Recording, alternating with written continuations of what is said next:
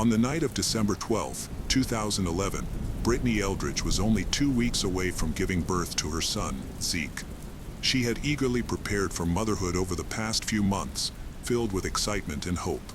However, by the next morning, everything changed. When Brittany failed to show up for work, people started to worry.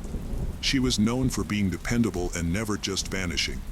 All her calls went to voicemail, so her mother, Robin Owen, decided to visit her home, unaware that she was about to encounter a horrifying situation. The front door was unlocked, the apartment was in disarray, and what she discovered inside would alter everything. Who could commit such a horrific act against a woman on the brink of a new chapter in her life, and why? After all this time, is her case still unsolved? Brittany Caroline Sherwood Eldridge was born on January 13, 1986, to Robin and Jeff Sherwood in Knoxville, Tennessee. She grew up with her brother, Jeffrey Sherwood. From an early age, Brittany was known for her kindness and positive spirit, making everyone feel valued. Her family was very important to her. Those close to her described her as a romantic dreamer who sought love and connection. Brittany shared a strong bond with her brother, who regarded her as his best friend. She had a talent for connecting with people from various backgrounds, enjoyed cheerleading and sports while also embracing her feminine side. A sociable and easygoing individual, she could easily make friends.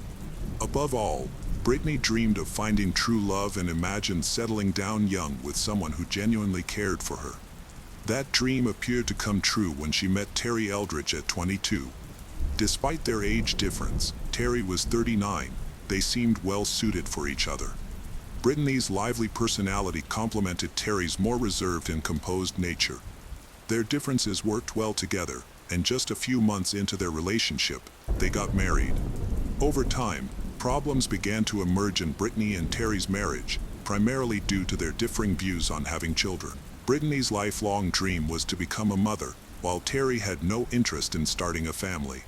Initially, Brittany accepted this difference, but as time went on, it became increasingly frustrating for her. Their demanding work schedules added to the strain, with Brittany working at Vanderbilt Mortgage and Finance, Terry, a truck driver, having long and erratic hours. While they didn't have major arguments, the emotional connection between them started to weaken. 3 years into their marriage, as Brittany felt the emotional gap widening, she met someone new, Norman Clark, a coworker at Vanderbilt Mortgage and Finance. Norman, 28, had once dreamed of being a professional basketball player before settling into a corporate job. He was charming and laid back, which helped him connect with Brittany.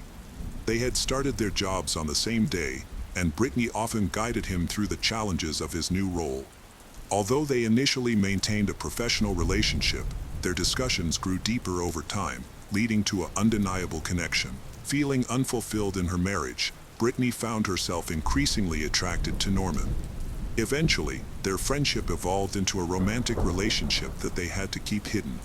For several months, Brittany and Norman maintained their secret, meeting discreetly outside of work and keeping their communications private.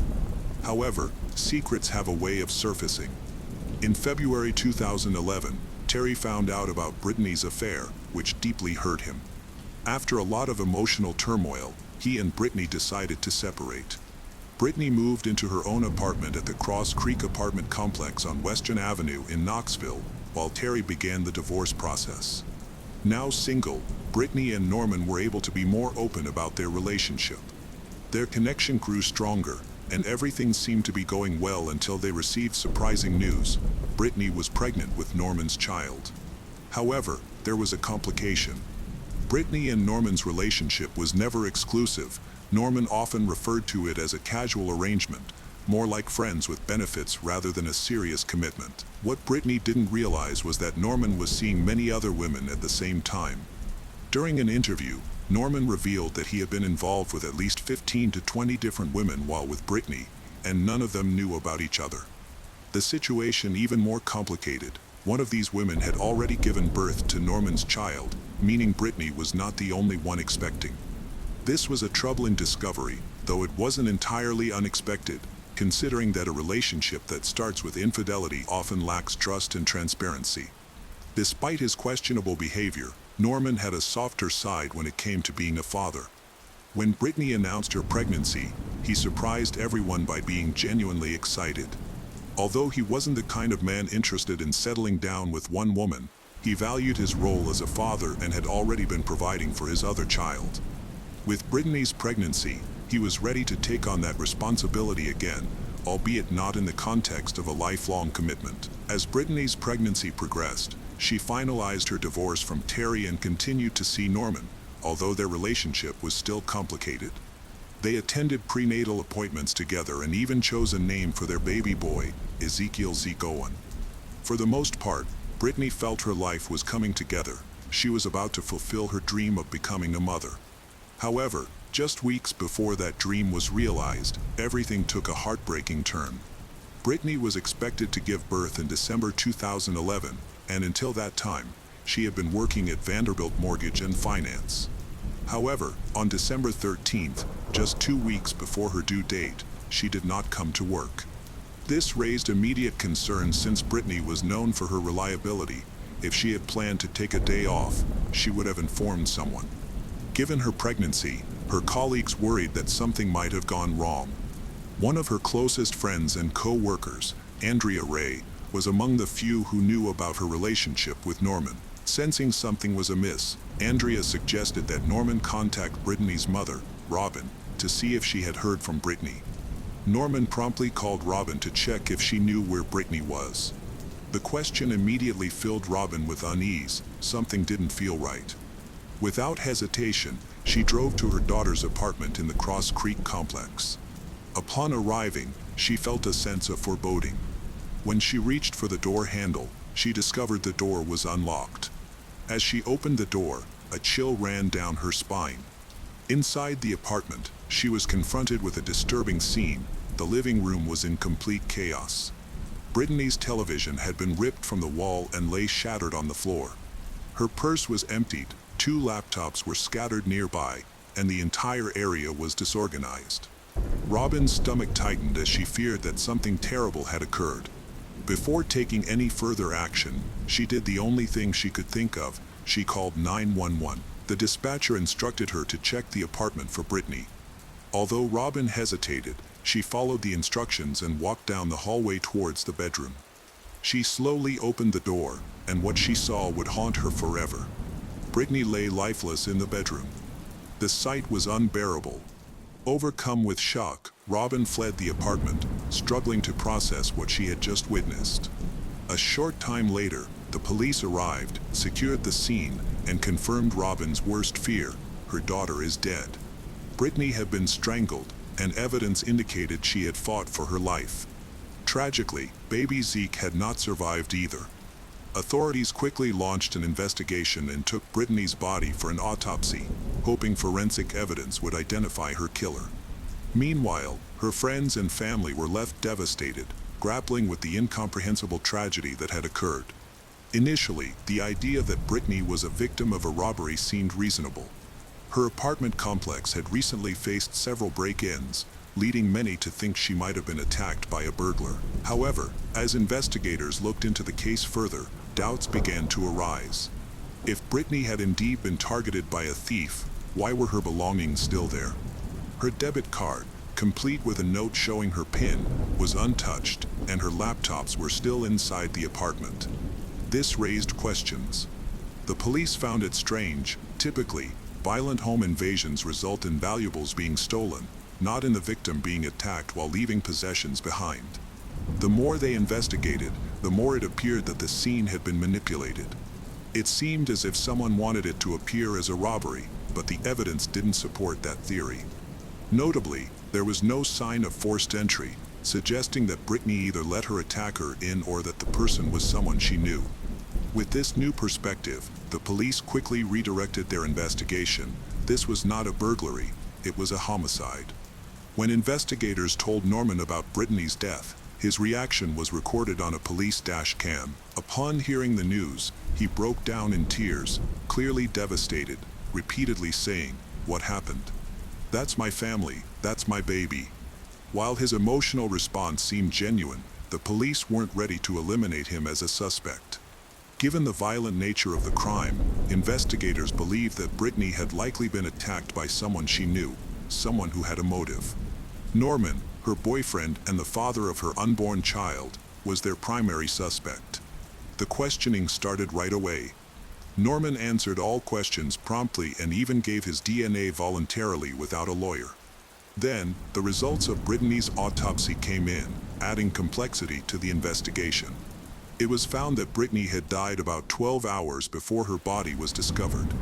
More importantly, forensic analysis identified 2 unknown male DNA samples on her body. The police quickly compared one of those samples to Norman's, hoping for a match, but to their surprise, it wasn't his.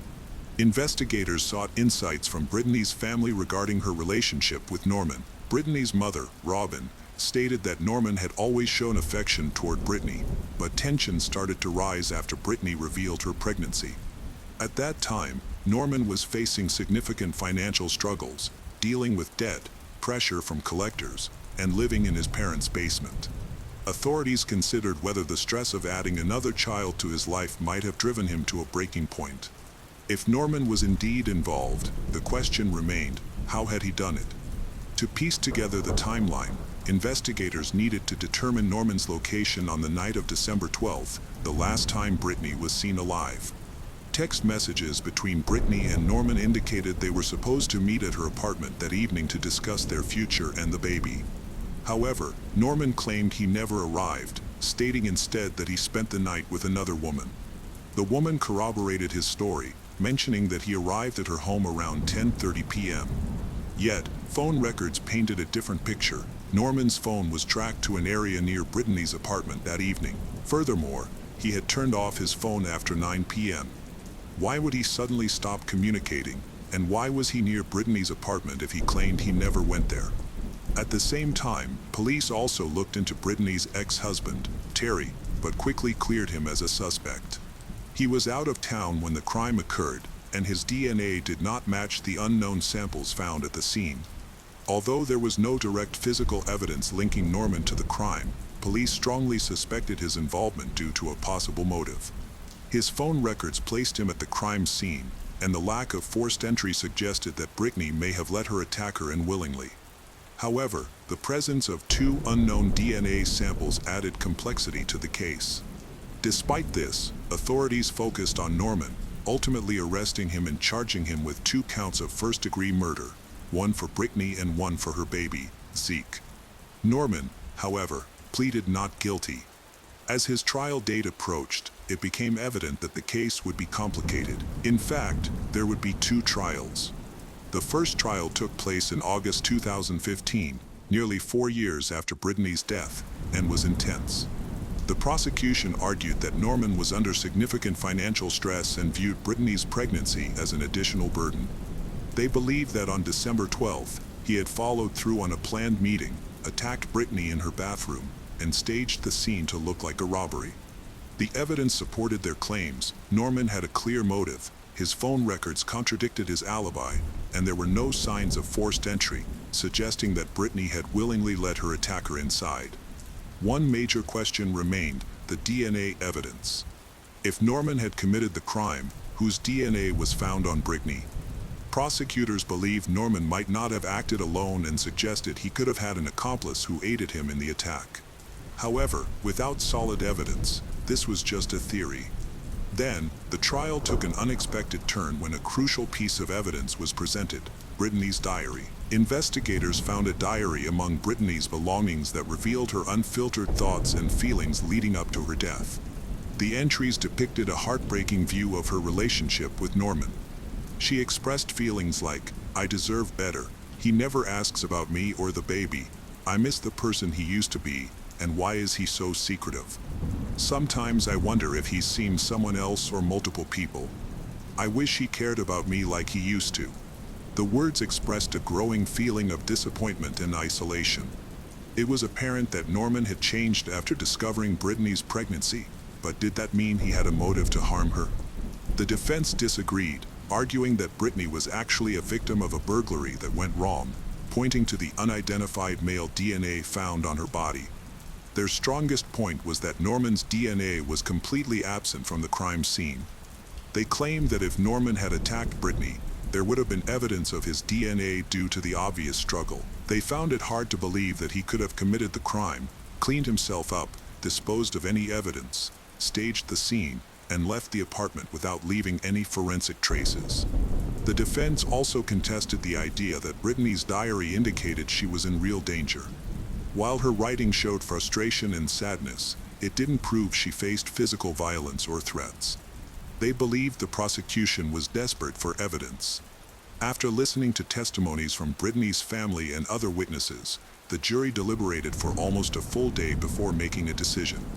However, when the verdict was announced, it was not the resolution Brittany's family had hoped for. The jury was deadlocked.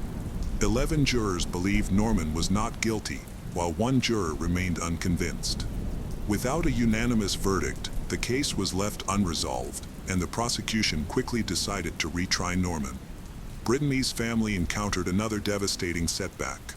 After years of searching for justice, they still had no answers. The second trial occurred in September 2017, featured the same evidence, procedures, and emotional intensity as the first. The only notable change was that Norman had a new defense attorney. His initial lawyer, Greg Isaacs, was replaced by Kit Rogers, a former prosecutor from Knox County.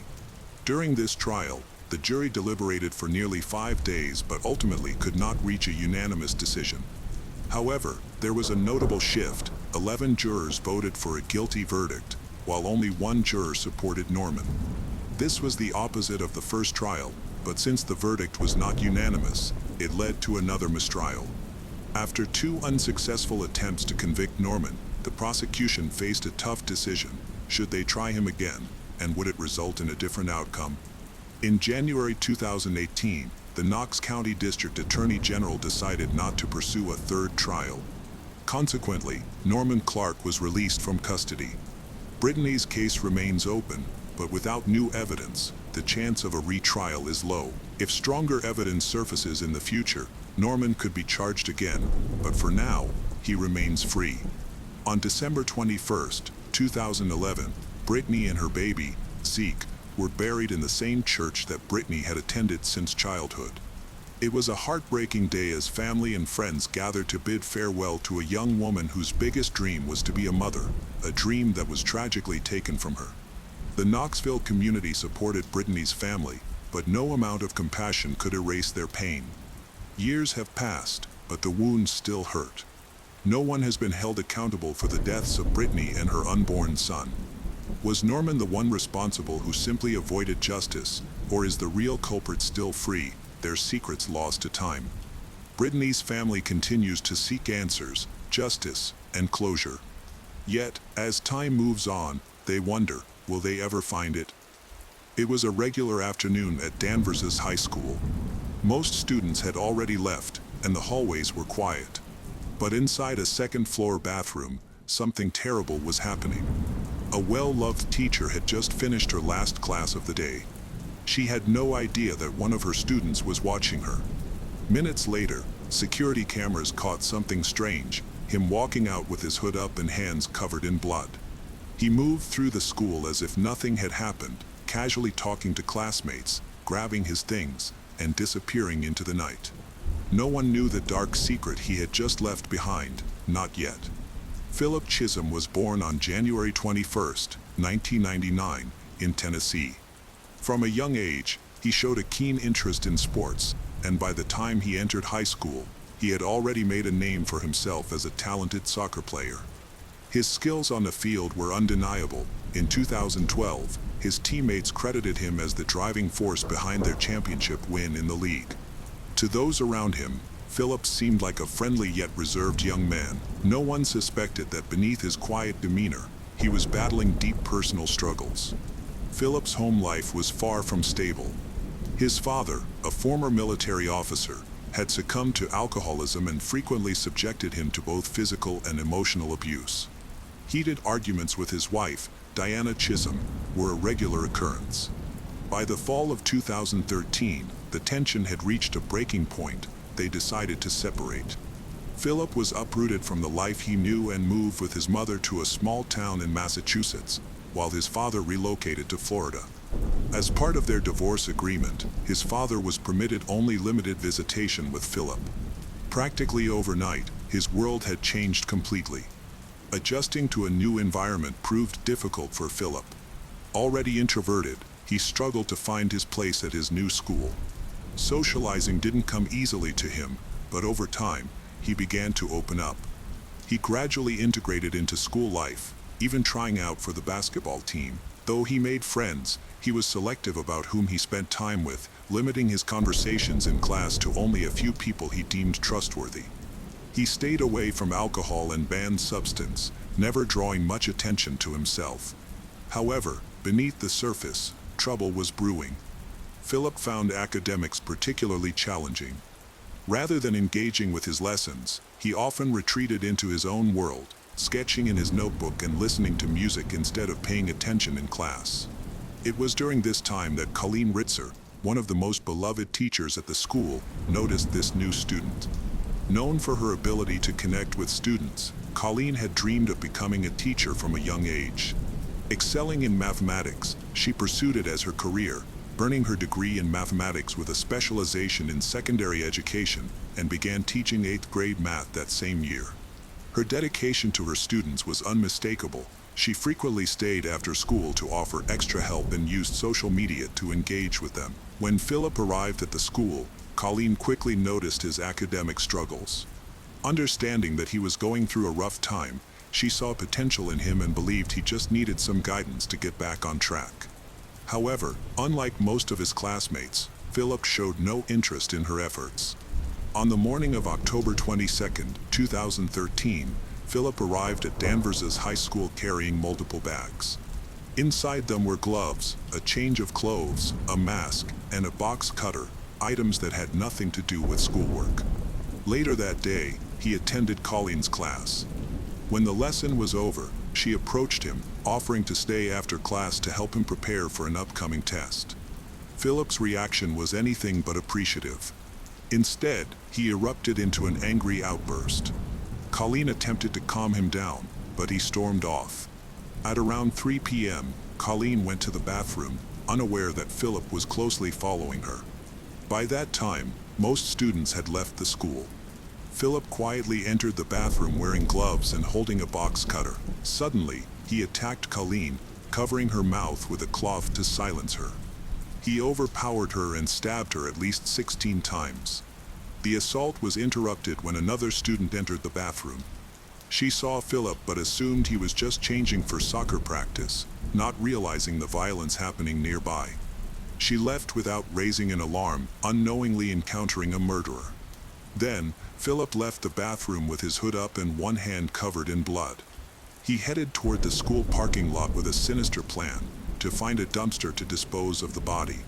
On his way, he casually greeted several friends, who had no idea about the horrific crime he had just committed. Soon after, he changed out of his clothes, putting on a white t-shirt and a red hoodie. With a recycling bin in hand, he returned to the bathroom. This time, he came out, made his way to the elevator and hiding his teacher's lifeless body. After leaving the school, Philip took the recycling bin to a secluded wooded area. There, he disguised Colleen's body with a tree branch and covered her remains with dry leaves. He also left a vague note that said, "I hate everyone." Acting normally, he returned to the school. Although his messy appearance should have raised concern, no one noticed anything unusual, allowing him to collect his belongings from his locker and leave without any interruptions. Philip thought he had gotten away with the perfect crime, but he was very wrong. Hours later, his mother started to worry when she realized he was missing. She went to the nearest police station to file a missing person report. At the same time, his soccer teammates noticed he wasn't at practice and began to search for him, becoming increasingly anxious. The police responded quickly and asked Philip's phone provider to track his last known location. The signal was traced to the area near Hollywood Hits Theater. Investigators went there and found that he had bought a movie ticket before disappearing. Shortly after that, his phone went offline at 9 p.m. The principal of Danvers High School emailed staff about Philip's disappearance. Shortly after, a math teacher called her with worrying news. Colleen Ritzer's parents also reported that she did not return home. This was particularly concerning because Philip had been in Colleen's last class that day, raising fears that they may have been together before they both disappeared. Colleen's parents were desperately trying to contact her, but their calls went unanswered. By around 11 p.m., they formally reported her missing. Police tracked Colleen's phone to the school area, noting the coincidence of two missing persons from the same school. This led them to investigate further. Their investigation took a troubling turn when they found Colleen's car still parked at the school, indicating something was wrong. While searching the building, they examined the second-floor bathroom and encountered a horrifying scene. Bloodstains covered the area, and Colleen's purse was left behind. A blood-spattered recycling bin was also found in the corner. Following this grim evidence, officers searched the woods behind the school and discovered blood-soaked clothing that belonged to Colleen. This evidence confirmed that a serious crime had occurred. Authorities quickly began questioning students and staff in hopes of finding witnesses. A student came forward to share an unsettling incident he had overheard between Philip and Colleen while he was organizing his locker. He noticed Philip was raising his voice at Colleen, who was trying to calm him down. The student thought Philip's anger might have been triggered by Colleen's question about his family, which unintentionally reminded him of his parents' divorce. Even though Colleen quickly moved on to a different topic, Philip continued to seem upset and began muttering to himself. The student felt that something was wrong but never thought Philip could become violent.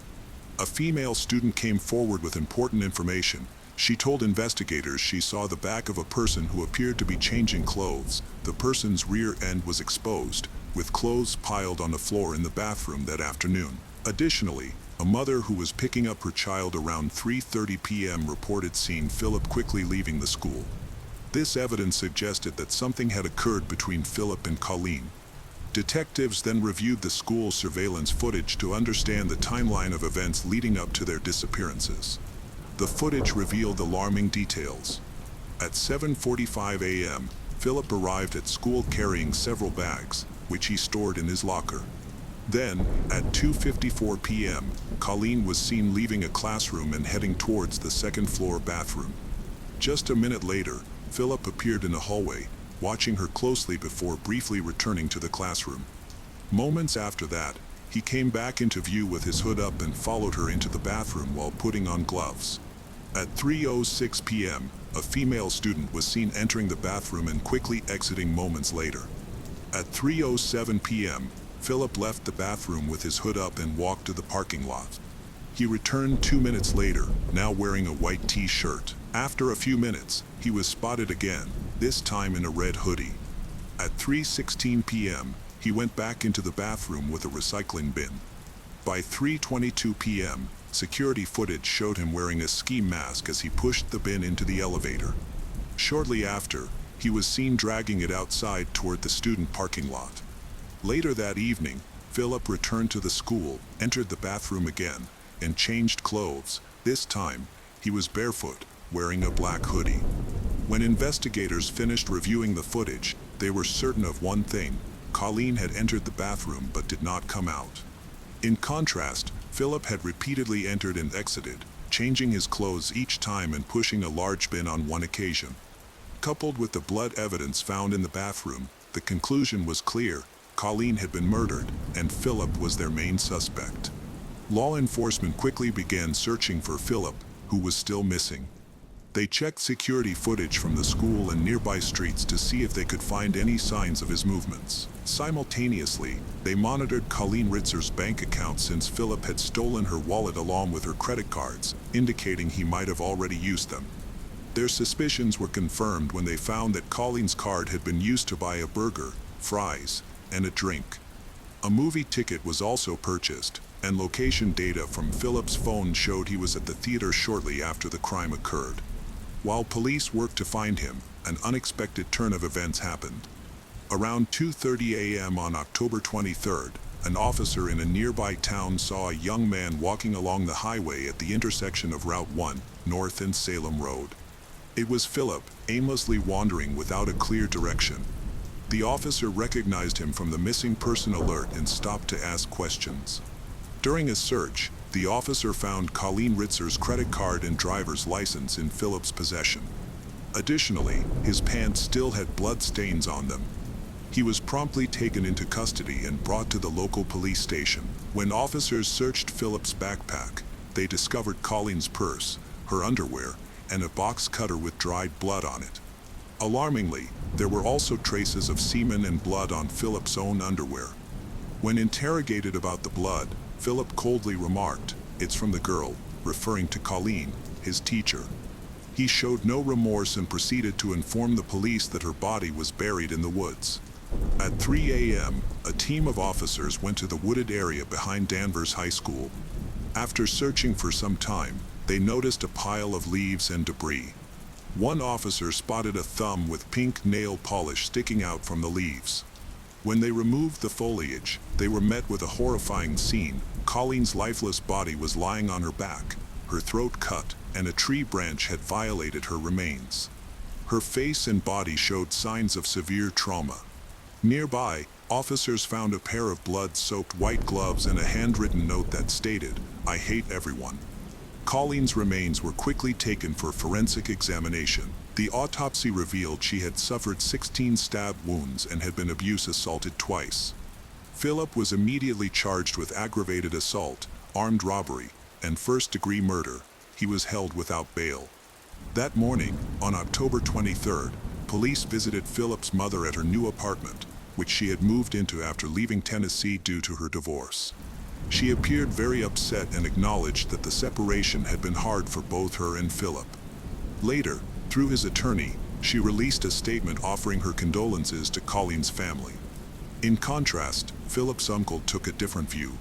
He suggested that something must have triggered his nephew's actions, arguing that teenagers can be quick to anger, and noted that Philip was only 14 years old.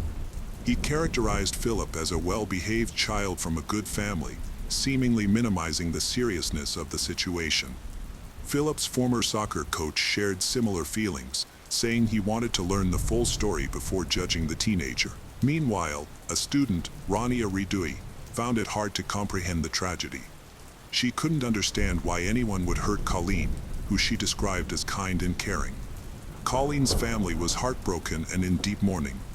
On October 28, 2013, the community came together to pay their respects at her funeral at St. Augustine Church. The service was very emotional and attended by nearly 1,000 people, including 400 of Colleen's students from Danvers High School, many of whom wore pink, her favorite color. The entrance to the church was decorated with pink flowers, symbolizing the love and admiration she inspired in those who knew her. Colleen's cousin spoke passionately about the large turnout at Colleen's funeral, which highlighted the significant impact she had on her community. She noted that even though Colleen had a brief life, she made a lasting impression on education, inspiring many students with her dedication and love for teaching. She also emphasized Colleen's strong bond with her siblings, her commitment to being a supportive friend and mentor. With deep sorrow and respect, Colleen's cousin described Colleen as the ideal person any parent would wish for their child to become. The Reverend provided words of comfort, encouraging attendees to focus on the meaningful life Colleen led rather than the tragic way it ended. His message resonated with those grieving, reminding them to celebrate the positivity Colleen brought to the world. Months later, at a juvenile detention center in Boston, Philip committed another crime. On June 2, 2014, he entered a staff locker room bathroom and tried to strangle a 29-year-old medical staff member and attack her with a pencil. It took several employees to restrain him while he screamed threats, including, "I'm going to kill all of you." Although he didn't succeed in killing her, she was left seriously injured. A new case was opened against him, but he was still facing charges for the murder of Colleen Ritzer before going to trial for this attack.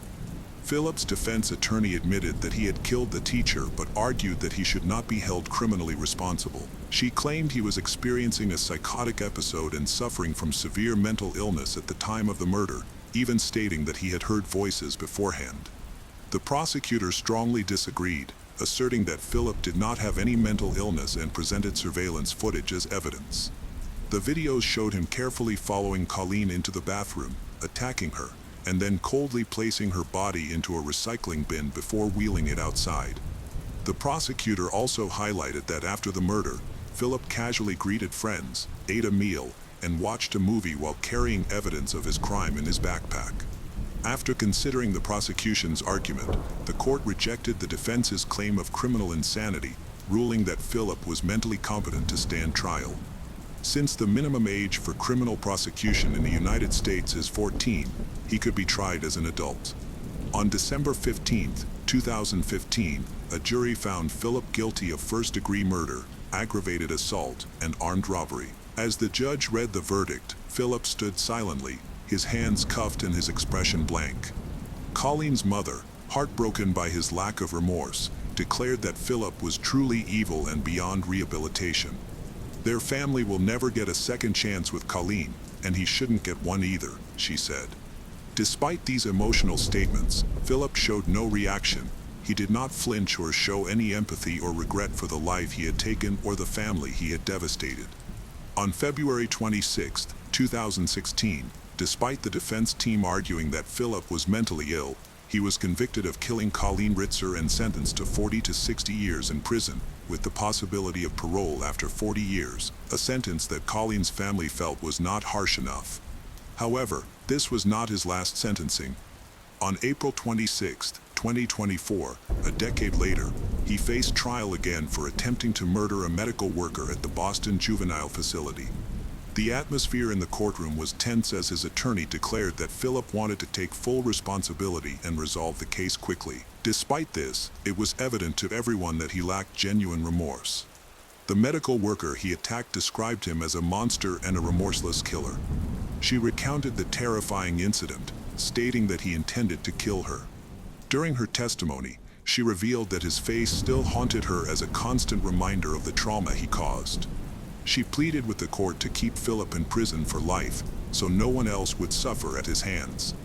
Ultimately, the judge sentenced Philip to an additional 17 to 20 years for the attack, to be served concurrently with his original sentence for Colleen's murder. To this day, Philip remains in prison, serving time for the crimes he committed against two women who only tried to help him, but were met with unimaginable violence instead. Colleen's family chose to celebrate her memory instead of focusing on their sorrow after her tragic death. 1 year following her murder, they created a scholarship in her honor. In a public statement, they remembered Colleen as a kind and caring young woman whose love for teaching defined her life. They take comfort in knowing that her legacy lives on. Many students who have received the scholarship are pursuing teaching careers, inspired by Colleen's dedication and passion for education. Although she is no longer, her influence remains strong in the classrooms and hearts of those who knew her. In October 2024, Chisholm's attorneys appealed to the Massachusetts Supreme Judicial Court, arguing that brain scan evidence of mental illness had been wrongly excluded. On February 25, 2025, the SJC denied a new trial, upholding Chisholm's conviction and 40-year parole. Ritzer's family expressed relief, stating the ruling allowed them to grieve without appeal uncertainties. The brutal murder of Colleen Ritzer at Danvers High School left an indelible scar on her family, students, and community, shattering the illusion of safety in a place meant for learning. Yet, from this tragedy, Colleen's radiant legacy endures through the scholarship bearing her name, inspiring future educators to carry forward her passion and kindness. Philip Chisholm, whose cold indifference and violent acts stole a beloved teacher's life, remains behind bars, his 2025 appeal denial ensuring accountability for his crimes. As Danvers continues to heal, the memory of Colleen, her infectious smile, unwavering dedication, and boundless compassion, lives on, a beacon of light that no darkness can extinguish. On February 17, 2023, in Hexham, England, friends and family gathered to honor 15-year-old Holly Newton at her funeral. Holly was a beloved teenager, known for her kindness. Hundreds of mourners participated in a procession to Hexham Abbey to pay their respects. Holly's mother, Michaela Trussler, shared heartfelt memories of her daughter, stating, "Some people are just too good for this world, and Holly was one of them."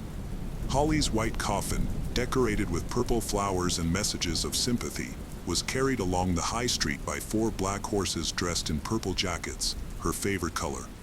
One message read, "Sleep tight, beautiful Holly, in the sky until we meet again. Love you forever."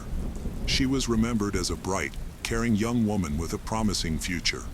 Her family and friends described her as compassionate, someone who made a positive impact on everyone around her.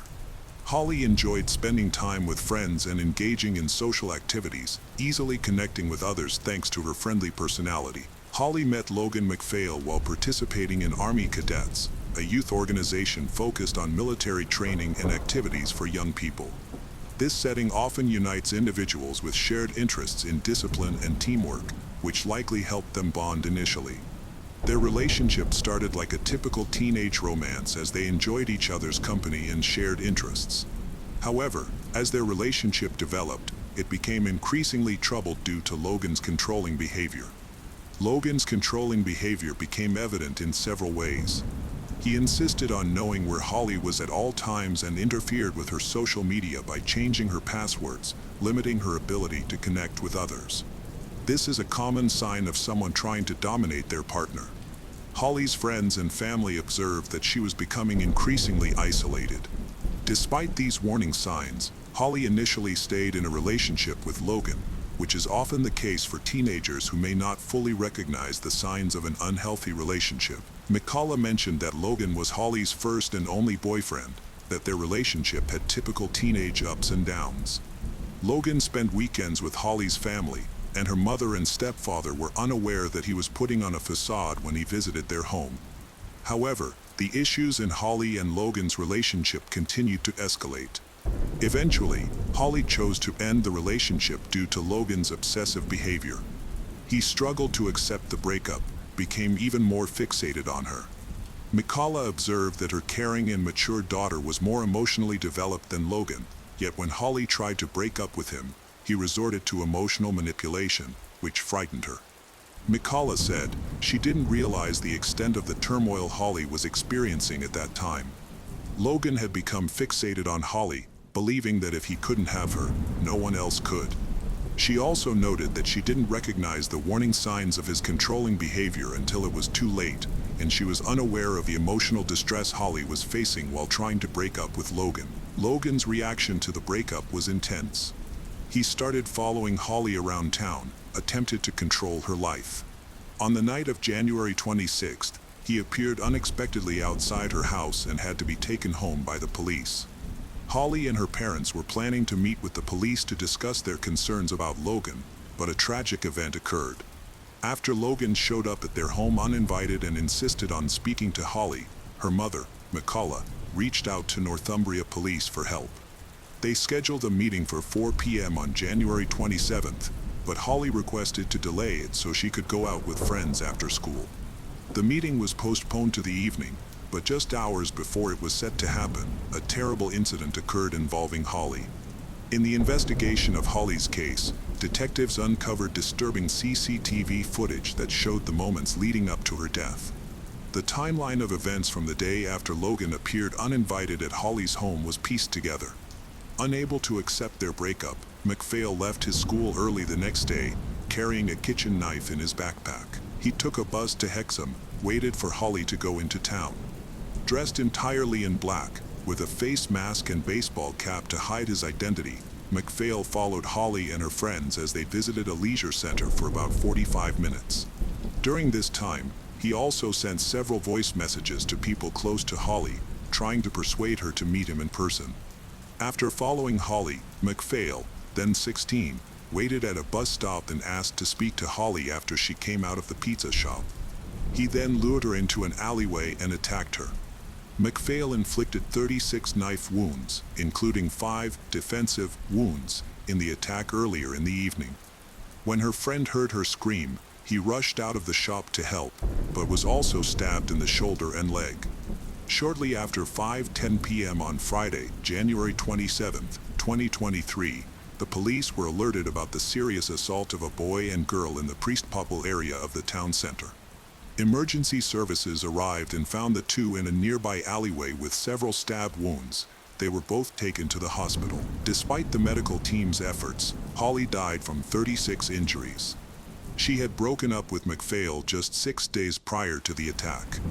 Holly's friend, whose identity is protected for legal reasons, received treatment and was later discharged. Officers quickly arrested 16-year-old Logan McPhail at the scene after he was held by courageous bystanders in a bus shelter. The camera footage shows him identifying himself and naming his victim when the police arrived. He then made what appeared to be a confession, saying she was being too horrible to him, while speaking with an officer in the back of a police van. McPhail later refused to share his date of birth, claiming he can't read or write, he know nothing. After the attack, McPhail was charged with killing Holly Newton and injuring another 16-year-old. During police interviews, McPhail showed a disturbing lack of emotion and admitted that he intended to kill Holly, claiming it was because she treated him horribly. It took 18 months for the case to go to court because McPhail's lawyers argued that his learning disabilities and autism diagnosis made him unfit to stand trial, meaning he wouldn't fully understand the legal process. However, after reviewing evidence from several experts, the judge determined that McPhail could participate in the proceedings. Throughout the trial, the defense suggested that his various issues meant he didn't grasp the consequences of his actions, but the jurors disagreed. Justice Hilliard addressed, stating, Logan aimed to lure Holly into the alleyway, a secluded area where you believed you could attack her without anyone intervening. Hilliard believed Logan had already decided to harm her, as Logan realized from her reactions at the bus stop that she was not interested in rekindling his relationship. Fueled by resentment and jealousy, Logan still managed to plan his attack. Logan waited for the right moment, convinced her to move deeper into the alley. After ensuring a passerby had left, then you took out his knife and launched a brutal assault on her. The judge pointed out that Holly suffered severe knife wounds to her jaw, skull, spine, and shoulder during the attack. Justice Hilliard remarked that inflicting such harm was a horrifying act. Holly's mother was prevented from reaching her in the alley or seeing her in the ambulance due to the dreadful state she was in. The attack was so forceful that the knife broke, with the blade bending significantly. The pathologist mentioned that encountering a knife in such a damaged condition is extremely rare. The judge stated, he believed you intended to kill her and understood the finality of death. It appears McPhail carried the knife that day to intimidate Holly by harming himself and decided to attack her when he realized their relationship wouldn't be rekindled just before the incident. Justice Hilliard emphasized, Holly had every right to end the relationship and choose to spend time with others. In concluding his remarks during sentencing, Hilliard acknowledged the significance of the relationship to McPhail, especially considering his troubled home life. His speech impediment hindered his ability to form relationships and friendships with others, making his bond with Holly's particularly valuable, the judge noting that this contributed to McPhail's struggle to accept the relationship's end. He noted that while McPhail expressed remorse, he also demonstrated a tendency to blame Holly. His testimony revealed that he had convinced herself that Holly treated him poorly. Before the verdict was announced, Holly's mother made an emotional statement about the day she learned what happened to her daughter. Mikala said that in the months before her murder, it was clear that Holly was unhappy and no longer wanted to continue the relationship. Because she was so young, she didn't know how to get out of it. For Holly, she often felt sorry for people, which is why she kept going back and moving forward. She said that on Friday, January 27, 2023, their lives changed forever. She mentioned that she had kissed her 4 children goodbye as they left for school, and one of them never returned home. She expressed her disbelief about how any parent could understand receiving a phone call from a stranger saying that their daughter had been stabbed. Those words replayed in her mind as they rushed to the scene, with 2 of her children in the car, crying and scared about what was happening. She stated that she never imagined the horrific reality they would face. Mikala reflected that the look of pure trauma on their children's faces when they saw their sister being taken away in an ambulance was something they would never forget. They conveyed that the gravity of the situation was beyond anything they could express. They added that they would always remember being prevented from seeing their daughter in that alley or in the ambulance, from seeing her open eyes or hearing her last words, knowing that they weren't able to be by her side. They mentioned that they couldn't even hug or touch her in the hospital, stating that their daughter became a crime scene and that she was evidence. Holly's situation is a clear example of domestic abuse. Although the law may prevent from labeling it as such due to her age, Logan was so obsessed with her that he felt if he couldn't be with her, no one else should be either. There is so much media coverage of how many women are killed each year by men. It almost normalizes it for young men like Logan. Things have got to change. MacPhail admitted manslaughter but was convicted of murder as well as wounding with intent. He said he wanted to return some of Holly's belongings, slippers, clothes, and teddy bears, but when he was arrested, he didn't have any of them with him. MacPhail was sentenced to life in prison with a minimum term of 17 years, plus an additional 5 years in prison for intentionally wounding another young man who tried to stop the attack. MacPhail was told that even after serving the minimum term, he would only be released when it was deemed safe to do so. Speaking after the sentencing, Detective Darren Davies of Northumbria Police said it was a truly devastating case, with Holly's future cruelly taken away by MacPhail. Of course, nothing will ever reverse the tragic events of that evening, Detective Davies said, adding that he hopes the result will bring Holly's loved ones a sense of closure so they can attempt to move forward. So many lives have been changed forever by the decisions he made that night, and now he will have plenty of time to think about that in his cell. Being gullible can be dangerous, sometimes even life-threatening. We all have moments when we wish to believe in miracles, feel that dreams might still be within reach. When something you've wished for seems almost attainable, it's easy to let caution and common sense slip away. Criminals often take advantage of this vulnerability. The case of Elodie Morel, a young French woman, in 2005 shocked the nation due to its brutality and inhumanity. What made it even more disturbing was the indifference shown by ordinary people who were aware of her situation but chose to remain silent for their own gain. This story reminds us that not all dreams come true and highlights the importance of being cautious about whom you trust, especially when they promise a fairy tale ending. Elodie Morel was born on 1976 in Marseille. From a young age, she had a strikingly beautiful appearance. As she grew older, Elodie developed into an even more stunning woman, with many people believing she should be on television or magazine covers. As a teenager, she dreamed of being a model, but coming from a modest background, few took her aspirations seriously. In the 1990s, Elodie submitted her photos to various modeling agencies several times but never received any replies. After finishing high school, she attended college, married a classmate named Sylvain at 22, and had a son by 25. It appeared she had abandoned her modeling dreams permanently. By 2005, Elodie worked as a sales associate at a trendy clothing store in downtown Marseille. She often received compliments and noticed people admiring or envying her looks. At 29, she maintained a perfect figure and beautiful features, easily appearing to be in her early 20s. Though Elodie never completely gave up on her modeling aspirations, she stopped discussing them, believing her time had passed. In April 2005, Elodie filled out an online application, submitted her best photos, and expressed her desire to pursue a modeling career. She soon received a reply, but what seemed like a promising opportunity from a fashion photographer turned out to be a dangerous trap. About 2 weeks after posting her profile, Elodie received an enticing offer to become the new face of the prestigious English luxury car company, Rolls-Royce. The contract promised €1,000 per day for a photo shoot, but to secure the deal, she needed to meet the photographer for a test shoot. The meeting was scheduled for May 2nd at a bar in Aigues-Mortes. Excited, Elodie shared the news with her husband, who was doubtful but didn't voice his concerns. That morning, she left her son with her parents, got into her car, and drove to the meeting location.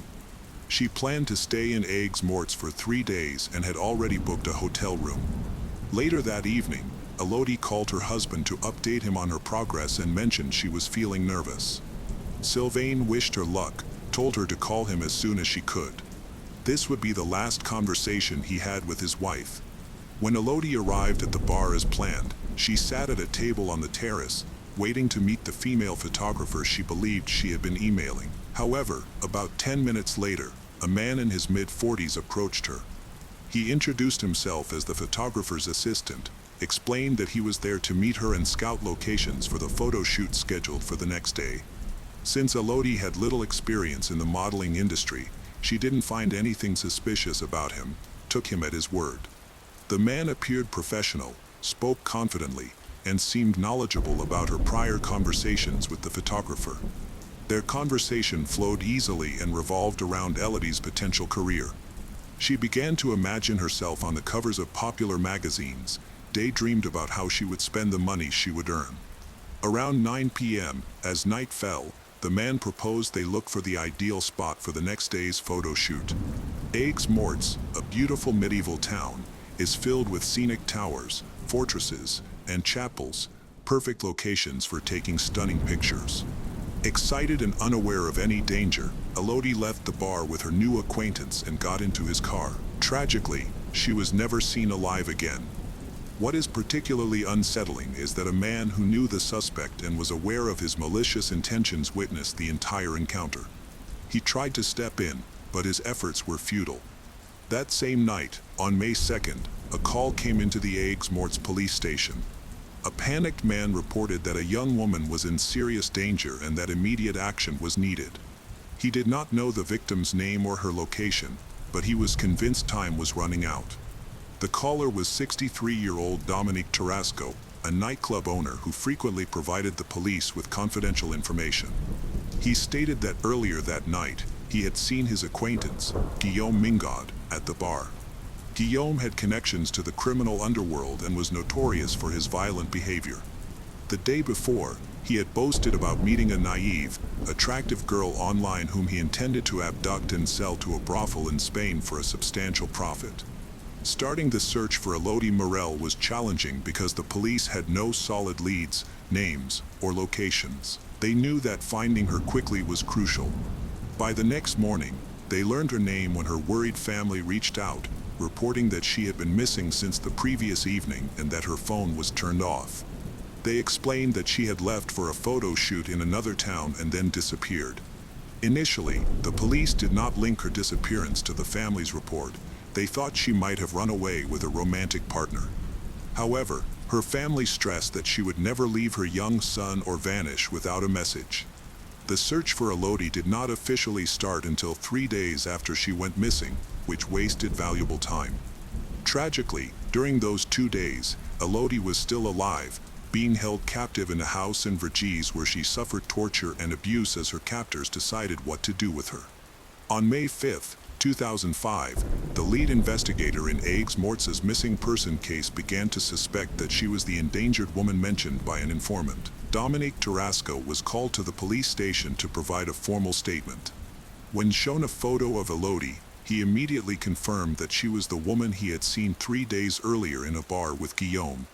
When asked where he thought Guillaume might have taken Elodie, Dominique recalled hearing about an empty nightclub on the north side of town that had recently closed down.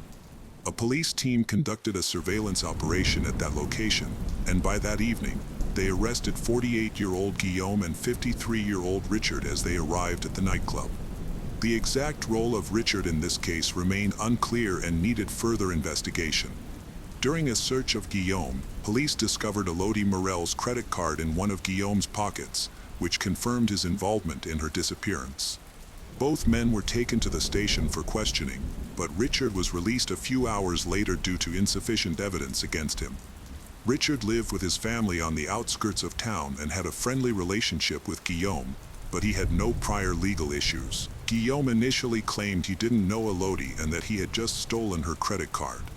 In his first account, he said that on May 2nd, while at a bar, he spotted an attractive, well-dressed woman and assumed she had money. He decided to rob her. Guillaume approached Elodie's table, gave her a compliment, and offered to buy her a coffee. Although she stated she was waiting for someone, she didn't tell him to leave. They engaged in a brief conversation, during which he managed to take her credit card from her purse that was hanging on her chair, leaving before she realized it was gone. Guillaume insisted that the entire incident was spontaneous. He claimed he only stole her card and had no involvement in her disappearance. Investigators found that he used the stolen card the same day to withdraw cash from an ATM located on the outskirts of town. However, he could not explain how he knew the PIN, which made his story seem unreliable. Additionally, a background check revealed that Guillaume had a criminal history with multiple convictions, including armed robbery, banned substance trafficking, and a 9-year prison sentence for a violent abuse. Despite being released from prison, Guillaume had not changed his behavior. Instead, he had become more cautious to avoid returning to jail. The situation worsened for Guillaume when police discovered Elodie's phone number in his phone, along with their email exchanges regarding a photo shoot. This evidence contradicted his initial account and forced him to change his story. He admitted that he found Elodie's modeling profile online and began messaging her while pretending to be a photographer. Elodie, being trusting and eager, quickly agreed to meet him without much skepticism. Guillaume had been using a female alias to communicate with her, which made him nervous that she might become suspicious when a man showed up instead of the expected photographer. Nevertheless, Elodie saw nothing unusual and willingly went with him late at night to check out possible locations for the photo shoot, even getting into his car without hesitation, a fact later confirmed by witnesses. After driving to a remote location, Guillaume left the main road and stopped the car. He pulled out a gun and demanded that Elodie give him her credit card. When she refused, he took her purse and found the card himself. He then insisted on getting the PIN, but Elodie still wouldn't provide it. Angered, he slammed her head against the dashboard, choked her until she finally gave in and revealed the code. After that, he locked Elodie in the trunk and went to the nearest ATM to check if she was telling the truth. The PIN worked, and he emptied her account. With the money in his possession, he started thinking about what to do next with the woman locked in his trunk. Feeling the need for time to figure things out, Guillaume drove to his friend Richard's house to hide Elodie for a while. He told Richard about the woman in his trunk, mentioned that he planned to sell her for a significant profit, which he was willing to share with Richard. It's worth noting that Richard and his wife once worked at the same nightclub. He is a security guard and she is a cleaner. After the nightclub closed, they both lost their jobs and were struggling to get by, leading Richard to begin drinking heavily. Richard agreed to help Guillaume by giving him the keys to his empty garage, suggesting it as a place to keep the woman. He wanted to avoid any direct interaction with her and preferred to let Guillaume handle things, hoping to receive a share of the money. Later investigations found that Elodie had been held captive for more than 2 days, during which she suffered severe torture, assault, beatings, and severe hunger and thirst. Guillaume reported that he and Elodie spent a lot of time talking about their children, who were of similar ages. Elodie pleaded for her release, arguing that her son needed her. Guillaume admitted that he felt some sympathy for her and briefly considered letting her go. He even brought her a bottle of water because the garage was extremely hot and she had been there for 2 days. However, on the night of May 4th, everything changed when Richard, heavily intoxicated, decided to confront Elodie. Guillaume claimed that while he was away, Richard entered the garage and strangled Elodie with a rope. Guillaume maintained that he did not take part in the actual murder and only helped to hide her body. However, he would not disclose the location of her remains. During the police search of the Lignier residence, they seemed nervous but not particularly shocked. They allowed the officers to enter without resistance and continued eating at the kitchen table, showing little concern for the search.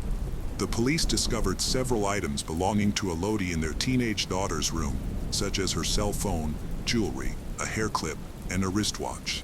Additionally, Elodie's purse and wallet were found with Richard's wife. Other items, including torn pieces of the victim's clothing, were found in the trash bin outside the house. More alarming evidence was revealed in Richard's garage. Investigators found dried brown stains that looked like blood, along with crumpled tissues, cigarette butts, an empty plastic bottle, and a piece of rope. Both Richard and his wife, Francine, were arrested, while their 14-year-old daughter was temporarily placed with relatives. When asked how Elodie's belongings came to be in their home, they explained that Guillaume had brought them in exchange for using their garage. They acknowledged knowing that he was holding a woman there but chose not to intervene because he had promised to reward them.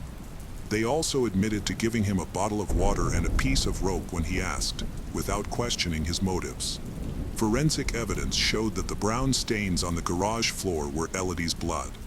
Additionally, DNA found on crumpled tissues matched Guillaume's. Saliva found on cigarette butts belonged to both Elodie and Guillaume.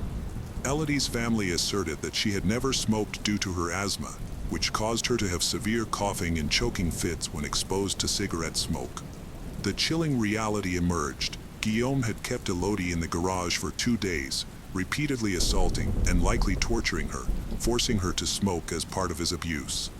Guillaume changed his story after the investigators revealed the forensic evidence. He admitted that he and Elodie had been intimate in the garage, but insisted it was consensual.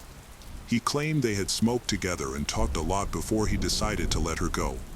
However, he still maintained that Richard Lignier had killed her while he was away, supposedly because Richard feared Elodie might go to the police after he released her. This explanation raised many inconsistencies, the most significant being that Richard had no motive to kill Elodie. First, he had never met her, and she had never seen him or any of his family members. Second, Elodie had been brought to the garage in the trunk of a car, meaning she wouldn't have known where she was and couldn't lead the police there. Lastly, Richard was just an ordinary drunk, unable to physically harm anyone. He was satisfied with receiving payment in the form of Elodie's belongings and a promise of money from his friend once the situation was resolved. Earlier, investigators discovered an empty plastic water bottle in the garage. Guillaume claimed he felt sorry for Elodie and brought her water, but tests revealed that the liquid contained high levels of potent drugs. After consuming these drugs, Elodie would have likely been unconscious or barely aware, giving Guillaume the opportunity to do as he pleased. When questioned about why he drugged her, Guillaume changed his story again. He now said he was prepared to set her free and that they had agreed she wouldn't go to the police. He claimed Elodie wanted to return home to her family and forget the incident, as if it were just a bad dream. However, he asserted that she attempted to escape, which resulted in a struggle during which he hit her, explaining the blood stains found on the garage floor. He then locked her inside and left. Guillaume stated he drugged Elodie to calm her and prevent her from trying to escape again. He crushed some pills, dissolved them in water, and then departed, returning 12 hours later. By that time, Elodie was severely dehydrated. She quickly drank the water without noticing its odd taste and passed out within minutes. Guillaume claimed she accidentally overdosed because her weakened body couldn't handle the drugs. Realizing she had stopped breathing, he put her body in the trunk of her car, which he had left in a parking lot near the bar where they first met. Later, he drove the car to Richard's property using the keys he had taken from her. Although Guillaume refused to disclose where he took the car with Elodie's body, his account had numerous inconsistencies. Notably, a rope found in the garage contained sweat and skin cells from both Elodie and Guillaume, suggesting he likely strangled her. All the evidence was stacked against him, and he was aware of it. To reduce his sentence, Guillaume struck a deal with investigators, confessing that he had left the car near the old cemetery in Aigues-Mortes. The police found the vehicle on May 6th, exactly where he indicated. It had been exposed to the sun for 3 days, and the body in the trunk was already decomposing. The autopsy revealed clear signs of torture, beatings, and strangulation. The victim had been tied up, drugged, abuse-assaulted, and ultimately strangled to death with a rope. The trial for the 3 individuals involved in the crime began in February 2008, nearly 3 years after the shocking events. Guillaume Mingaud was sentenced to life in prison, with the possibility of parole after 22 years. Richard Lignier and his wife attempted to persuade the jury that they had no knowledge of the captive in their garage. They claimed they had merely let an old friend stay with them for a few days without asking questions. However, the discovery of the victims' belongings in their home contradicted their story. Ligniers was charged with aiding and abetting. In 2010, each received a 6-year prison sentence. Guillaume and his lawyer appealed the court's decision, attempting to place some of the blame for the crime on the Lignier. This was their only chance to lessen his life sentence and reduce the minimum time he would have to serve. On May 3, 2010, exactly 5 years after Elodie Morel's murder, the new trial began. During the proceedings, it was revealed that Richard and Francine were aware of Elodie's captivity and the serious danger she faced, yet they took no action. Not only did they keep her belongings and give some to their daughter, but they also supplied Guillaume with everything he requested, such as rope and water, without questioning his motives or considering the consequences. Ultimately, the court reduced Guillaume Mingaud's life sentence to 30 years, requiring him to serve 2/3 of that time before he could be eligible for parole. Richard and Francine Lignier, due to their complicity and inaction, were each sentenced to 8 years in prison with no chance for early release. The tragic case of Elodie Morel serves as a harrowing reminder of the perils of unchecked trust and the devastating consequences of bystander indifference. Her dream of a modeling career, pursued with Rosa with hope, was cruelly exploited by Guillaume Mingot, whose deceit led to her brutal torture and murder. Equally disturbing is the complicity of Richard and Francine Lignier, who prioritized personal gain over human life, allowing Elodie's suffering to continue in their garage. This case underscores the critical need for vigilance in the face of enticing promises and the moral imperative to act against injustice. Elodie's story, etched into France's collective memory, calls us to honor her by fostering skepticism, compassion, and courage to prevent such tragedies from recurring. Shanti Cooper was a devoted mother to her son, Jackson, 8, who she shared custody of with her ex-husband, Jim Cooper. After separating from Jim in 2013, Shanti was ready to begin dating again. She quickly realized that online dating had become the common way to meet people, so she decided to give it a try by creating a chat account. While exploring different profiles on the site, Shanti connected with a few men, but none impressed her quite like David Trance. David had also recently ended a year-long marriage, was looking for something fresh and exciting. Their relationship deepened through phone calls, text messages, and emails. After several months of getting to know each other, David made a significant decision to move to Orlando, Florida, to be closer to Shanti. Their relationship evolved into something more intimate, while Shanti remained committed to her son.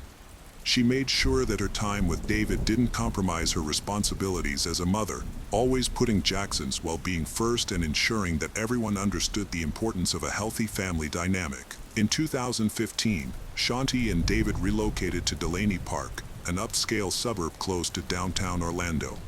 This neighborhood is known for its beautiful environment and family-friendly atmosphere, attracting an affluent community. Delaney Park offers a high-quality lifestyle along with an excellent school system that delivers quality education. Its well-maintained landscapes and access to various amenities make it an attractive choice for families looking for a comfortable and safe home. In here, David bought a house for $600,000 in cash. The home is 4,000 square feet, featuring a pool, a garage, and an apartment above it. This spacious property offered them a comfortable living space with plenty of amenities. Shanti and David were excited to settle into their new house and start a new chapter in their lives. However, they soon noticed that some features of the home did not meet their expectations for the future. While they loved their new house, the upstairs bedrooms felt small and were not very functional. Facing this challenge, David and Shanti began a renovation project to turn their house into their dream home. Shanti, passionate about design and home improvement, agreed to fund the project. They hired a skilled team of contractors who completely dismantled the house to rebuild the upstairs bedrooms and create a new layout that met their vision. During the renovation, the bedrooms were unusable, so Shanti moved into the apartment above the garage. This arrangement allowed her to maintain her daily routine without interruption and provided a dedicated workspace. David, on the other hand, stayed in a makeshift area in the garage, spending quality time with their dogs.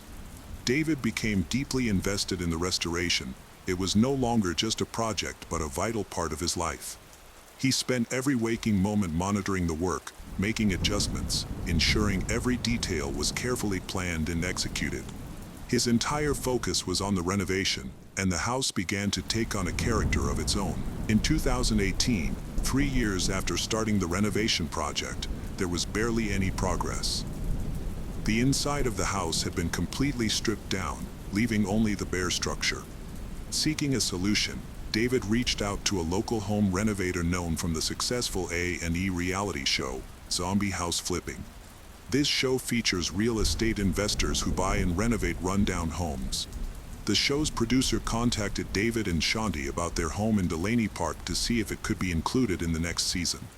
During the chaos of their home renovations, David and Shanti got married in 2017, which surprised many friends and family.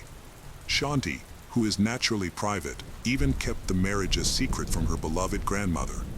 By mid-April 2018, the show Zombie House Flipping planned to start filming at David and Shanti's home in May. However, the producer struggled to get them to discuss how the show would proceed. The producer noticed a clear contrast between David's excitement and Shanti's apparent disinterest. David was eager about the flipping series, while Shanti seemed to participate just to support her husband. The tension over their home was evident, as Shanti had invested a lot of money in the renovations, yet her name wasn't even on the trust that owned the house. Although David promised to include Shanti on the trust, he did not follow through, leading to further issues in their relationship. By the end of April 2018, David and Shanti seemed to be doing well. However, on April 24, 2018, at 3:51 p.m., David called 911 in a panic, saying he had found his wife, Shanti, in the bathtub and that she wasn't breathing. During the call, David's screams were audible as he desperately tried to explain the situation. When the police arrived at their home, they discovered Shanti had passed away in the bathtub. The area was secured, and an investigation began, while David was taken to the police station for questioning. David recounted to investigators that the morning had started normally. He said Shanti woke up between 7 and 7:30 a.m. At around 9:30 a.m., he left for a 1-hour walk, leaving Shanti at home. When he returned, he claimed he took measurements for renovations. After that, David stated he left again around noon to take their dogs to an off-leash dog park near the Orlando Executive Airport. He mentioned that he frequently visited this park to let the dogs play and enjoy the open space. He added that he hadn't spoken to Shanti before leaving the house and assumed she was in the garage apartment relaxing. David told the detectives that after returning home from the dog park, he went outside to do yard work. He worked for about 30 minutes before deciding to go inside. Once inside, he heard water coming from the bathroom, which intrigued him, so he went to check it out. As he approached, he noticed that the bathroom door was slightly open. When he pushed it open, he was shocked to find his wife, Shanti, unconscious in the bathtub, with her body partially submerged in water. In a panic, he called 911 to report what he had found. During the interview, David mentioned that Shanti had been excited about their future and the plans they had for their home. They were both looking forward to a happy life together. Although David seemed distraught and his account of finding Shanti appeared credible, the detective had doubts. There were inconsistencies in his story that raised concerns. When police officers arrived at Trant's home after David's call, they noticed that the bathroom was completely dry, which would be unusual if David had genuinely tried to save his wife from a bathtub filled with water. This detail cast doubt on the truth of David's account. The extent of Shanti's injuries contradicted David's explanation of how she fell into the tub. When her body was examined at the crime scene, it was clear she had extensive blood and bruises that couldn't be attributed to just a fall. An autopsy determined that Shanti died from blunt force trauma and strangulation, marking her death as a homicide. These inconsistencies led the detective to question David about the differences in his account. The detective questioned David about the blood found on Shanti's bed. David claimed it was from her menstrual cycle, but the amount discovered was puzzling and raised more doubts. The detectives explored various theories about why David might have killed Shanti. To provoke a response from David, the detective inquired if their ongoing home renovations had anything to do with Shanti's death, but David denied any connection. The detective also asked if Shanti was upset with David because her name was not on the house title. David insisted that Shanti had no problem with that. The detective began to suspect that Shanti's death might be linked to her life insurance policy, which would pay out $250,000 to David. During the interview, detectives asked David whether Shanti's death was an accident related to rough intercourse. He denied harming her in any way. Despite his denial, the detectives believed there was enough evidence to implicate him in Shanti's murder. They thought he had pretended to cry during the 911 call and the interview to divert suspicion. However, before David left the police station, he agreed to take a polygraph test. It was late at night, and the detectives couldn't find a polygrapher to conduct the test right away, so they allowed David to go home. Before he left, he provided DNA samples, nail clippings, and fingerprints to the detectives for analysis and comparison with evidence from the crime scene. The detectives hoped these samples would help them find more evidence linking David to Shanti's murder. Investigators who looked into the crime scene at David and Shanti's home found several notable details. Shanti had one earring still on and another on her nightstand, along with her watch, which was also found on the nightstand at the time of her murder. These details were important to the detectives because they indicated that Shanti might have been getting ready for bed when she was attacked. Additionally, her cell phone was on the nightstand, but there had been no activity on it after 11:30 p.m. on April 23, 2018. The medical examiner's report showed that Shanti had no defensive wounds, suggesting she was caught off guard by the attack. Detectives theorized that Shanti was sitting on the edge of her bed, taking off her jewelry when David attacked her from behind, leading to her death. They believed David then moved her body into the bathtub. Another important discovery was that nothing seemed to have been stolen from the house, leading the detectives to rule out robbery as a motive. However, Shanti's $155,000 engagement ring was missing. As the investigation progressed, detectives found that David's description of his happy marriage with Shanti clashed with what others believed about their relationship. David often hid Jackson's toys and only returned them when Jackson asked for them. The detectives suspected that David was using these tactics to manipulate both Shanti and her son. While searching the garage where David was sleeping, they found an unplugged refrigerator filled with children's toys. This finding reinforced the detectives' belief that David was engaged in manipulative behavior by intermittently hiding Jackson's toys. David appeared to be trying to control the emotions of Shanti and her son. After detectives executed a search warrant at Shanti and David's home, they seized the couple's computers. On Shanti's computer, they discovered notes revealing her dissatisfaction with her marriage to David. In these notes, Shanti described David as cheap, controlling, and narcissistic. She wrote that he never paid when they went out to eat, and on the rare occasions he did, he would make excuses, claiming he forgot his wallet. Shanti shared feelings of sadness and loneliness, expressing her fear. She desired to no longer be part of their life together. She indicated that her mental unhappiness was largely due to her difficult interactions with David. Additionally, the notes showed that living in a house under construction added significant stress to her life.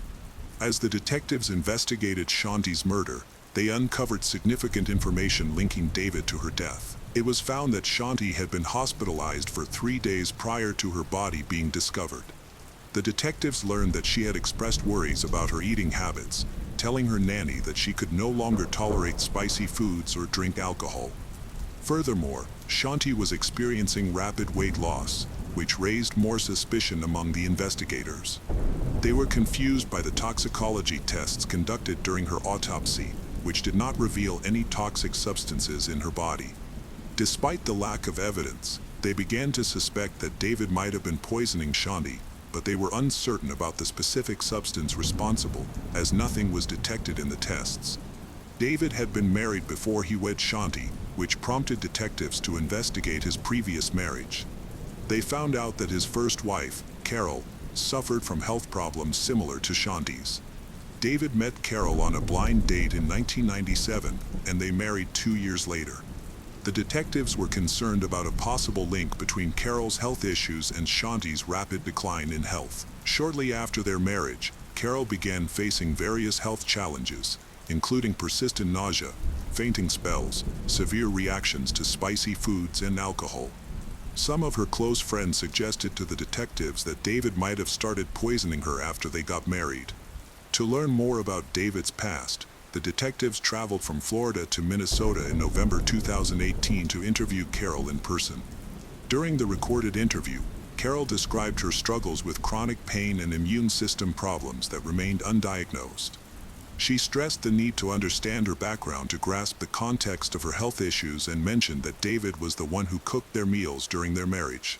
The detectives asked Carol about the possibility that David was involved in her health issues, noting it was suspicious that both of his ex-wives faced similar health problems. Carol firmly denied any suggestion that her ex-husband had poisoned her, stating that her health issues continued even after they separated. During the investigation into Shanti's murder, detectives received a call from an employee at Club Orlando, a private men's spa. The club provided amenities like hot tubs, pools, a gym, and dark rooms for intimate activities. To become a member, Individuals needed to buy a pass or membership. The employee informed the detectives that David had multiple memberships at Club Orlando and renewed them every 6 months without exception. He claimed to have seen David engaged in intimate activities with other men. Conversations with Shanti's friends revealed that she would never accept her husband having same intimate relationships. This raised the question of whether Shanti had discovered David's actions and threatened to leave him. As the investigation progressed, the detectives thoroughly reviewed all evidence, including information from an employee at Club Orlando. They sought to find out if David's spa membership and the reported intimate activity could shed light on Shanti's death. When the forensic results arrived from the state crime lab, they revealed Shanti's DNA under David's fingernails and his fingerprints were the only ones found in the bathtub. This evidence contradicted David's story, in which he stated that Shanti had accidentally fallen while entering the tub. The detectives had anticipated finding Shanti's fingerprints in the tub as well, but they were absent. On August 29, 2018, David was arrested and charged with first-degree murder, and he was denied bail. His friends were shocked by the news, as they found it hard to believe he could be responsible for Shanti's murder. They suspected that the police were looking for an easy resolution and not thoroughly investigating to find the true culprit. However, the detectives carried out a detailed investigation, following all leads regarding Shanti's murder before making the arrest. Additionally, the detectives considered Shanti's ex-husband, Jim Cooper, as a potential suspect due to their rocky divorce, which raised concerns about whether Jim might have harmed Shanti. After interviewing Jim, the detectives were able to eliminate him as a suspect based on his alibi. After David was arrested, police searched his mother's home in Orlando, where he had been living. In a suitcase, they found Shanti's missing engagement ring, which had gone missing the night she was murdered. This discovery strengthened their case against David. On April 18, 2019, almost a year after Shanti's murder, prosecutor Ryan Vecchio was meeting with Orlando Police Inspector Teresa Sprague when David's attorney called. At the time, David was represented by Robert Mandel, who called after receiving Sprague's investigative report. After some deliberation, Robert Mandel informed him that he had hired private investigator Billy Lane from Prison Break Investigations to investigate the case and that he had some papers in his home. ASA Vecchio asked him where these papers came from, and Robert informed him that they were taken from the loft apartment David was staying in at the time of the murder and that the police had missed them. He informed him that these papers had been packaged as evidence and kept by Billy Lane at his office in Lakeland and that they planned to test the blood and DNA at some point. They had now kept these papers for 11 months without revealing them. Inside the brown evidence bag, which was marked and labeled, were bed sheets, a fitted sheet, a pillowcase, and a pair of black socks. Police also found a green cord collected from the Trance home that had been found wrapped around a wooden beam from a ladder. Although the strangulation marks were not easily visible, Shanti had an unusual linear cut on the right side of her neck with possible strangulation marks on both sides. Using gloves and magnifying glasses, investigators examined the entire cord for evidence of blood but found nothing that could be seen with the naked eye or under a magnifying glass. In July 2019, a jailhouse informant came forward with important details about a confession from David. The informant said that Shanti had found text messages on David's phone that exposed his intimate relationships with multiple men. This led to a heated argument where Shanti expressed her anger, threatened to expose him, and demanded a divorce. The informant claimed that David admitted to blacking out before he hit Shanti, which ultimately caused her death. Additionally, the informant stated he had known David before being incarcerated and had seen him at Club Orlando. He also revealed that David mentioned cambo, a toxic secretion from an Amazonian giant monkey frog used in controversial treatments. David had allegedly told the informant that this substance could be a poison that kills without leaving traces in a toxicology report. David's trial was postponed due to the global issue, which affected many legal proceedings across the country. As a result, there were significant delays in his case, lasting almost 2 years. Finally, in 2022, the trial began. However, it took an unexpected turn when both the defense and prosecution's medical experts evaluated David, determined that he was not competent to stand trial, concluding that he was experiencing severe symptoms of schizophrenia. In October 2023, after a 6-day trial, a jury found David Trance guilty, and he was sentenced to life in prison. Shanti's son, Jackson, now lives with her ex-husband, Jim Cooper. Shanti, a devoted mother and woman searching for love, stability after a difficult divorce, fell victim to David Trance's manipulative and violent betrayal. Her death at their Delaney Park home, amid a stalled renovation that symbolized the breakdown of their marriage, underscored the dangers of broken promises and hidden motives. David's sentencing in October 2023 brought justice, but it did not erase the pain endured by Shanti's son, Jackson, and her loved ones. On April 12, 2018, a seemingly ordinary day turned into a nightmare for the Plattle family. Stephen and his daughter, Katie, were at the center of a horrifying series of events that would forever change not only their lives but the lives of those around them. Hidden beneath the surface of their seemingly ordinary lives, a forbidden love affair had unfolded between Stephen and Katie. An evil family truth was kept in the shadows, but it had to come to light. A series of events would ultimately serve as a tragedy in the lives of those affected by them. Stephen Walter Plattle came from a relatively ordinary upbringing in New York. Little is known about his childhood or adolescence, but during his young adulthood, his life took a dark turn. In 1995, at the age of 20, Stephen met Alyssa Garcia, a 15-year-old girl online. They quickly formed a bond and had an immediate connection. Despite Alyssa's young age, Stephen was drawn to her. The relationship blossomed into a secret romance. Alyssa, a student in high school, was swept away by Stephen's charms and attention. She could not see through the manipulative tactics he was employing to groom her. Stephen carefully cultivated the relationship, keeping it hidden from Alyssa's family and friends. He was so driven by his desires that he traveled from New York all the way to Texas to meet her. Their relationship grew increasingly intense, culminating in Alyssa running away from home to be with Stephen in New York. She cut off ties with her family and friends, blinded by her love for him. Katie, born Denise Plattle in 1998, is the product of a relationship between Alyssa and Stephen. Alyssa was pregnant at the age of 16. As a young child, Katie experienced firsthand the abuse and neglect inflicted on her by her father. From the moment she was born, it quickly became evident that Stephen exhibited concerning traits that would foreshadow the violence to come. According to Alyssa, Stephen's abusive tendencies emerged almost immediately. Alyssa recounted harrowing details of Stephen's treatment of their infant daughter. He would do things like cover her mouth when she cried, pinch her until she turned black and blue, even resort to placing her in a cooler or ice chest to silence her cries. Sometimes he would leave a blanket slightly ajar to let air in, but other times he would shut it completely, forcing Alyssa to wait outside.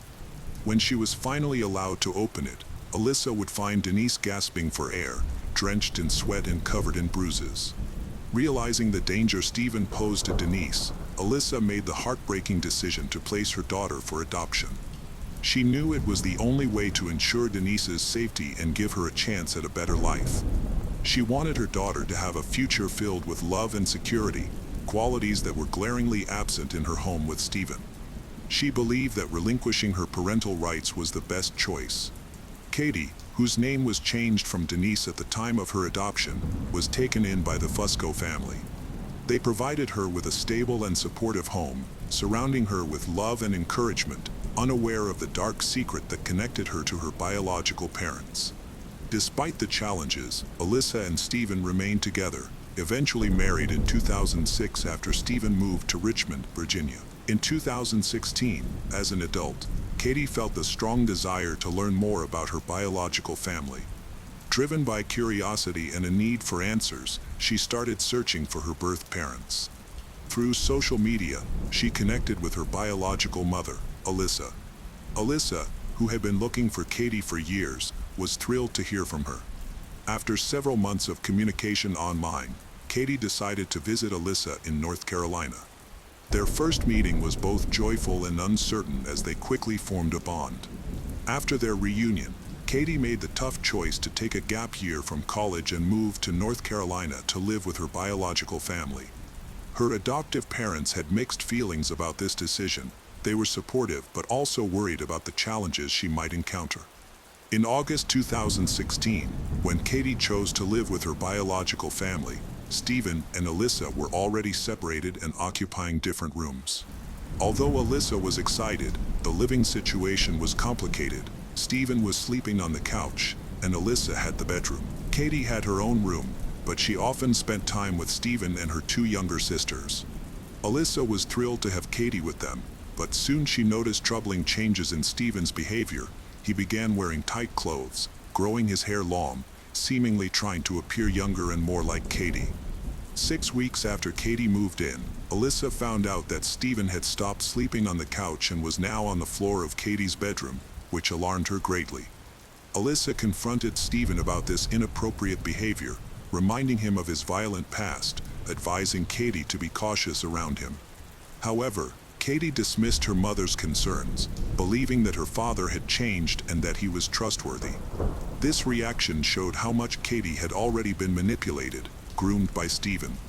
Alyssa grew increasingly unsettled as she noticed how much Katie resembled her younger self. One day, she could no longer ignore the troubling relationship between Stephen and Katie, so she confronted them. This led to a heated argument. 3 months later, in November 2016, Alyssa found the strength to leave Stephen, taking her 2 daughters with her and filing for divorce. This left Stephen and Katie alone in the house to pursue their inappropriate relationship. In May 2017, while cleaning her 11-year-old daughter's room, Alyssa made a shocking discovery. The girl's journal revealed that Stephen and Katie were intimately involved, and that Katie was pregnant with Stephen's child. The children had been instructed to call Katie their stepmother. Alyssa confronted Stephen, who confessed to his relationship with Katie and her pregnancy. Shocked, Alyssa called the police to report their incestuous relationship. Stephen told her that he was deeply in love with Katie, that this love overshadowed their biological connection. Even with the police investigation ongoing, Stephen and Katie persisted in their relationship. On July 20, 2017, they married in Maryland, falsely representing their relationship on their marriage documents. The wedding was attended by Stephen's mother and Katie's adoptive parents, who were aware of the situation but felt they could not intervene. In September 2017, Katie gave birth to their son, Bennett Kieran Plattle.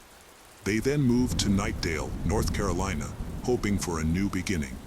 Unfortunately, their happiness was short-lived. In January 2018, they were arrested and charged with incest. As the investigation progressed, the legal complexities of the case became clear.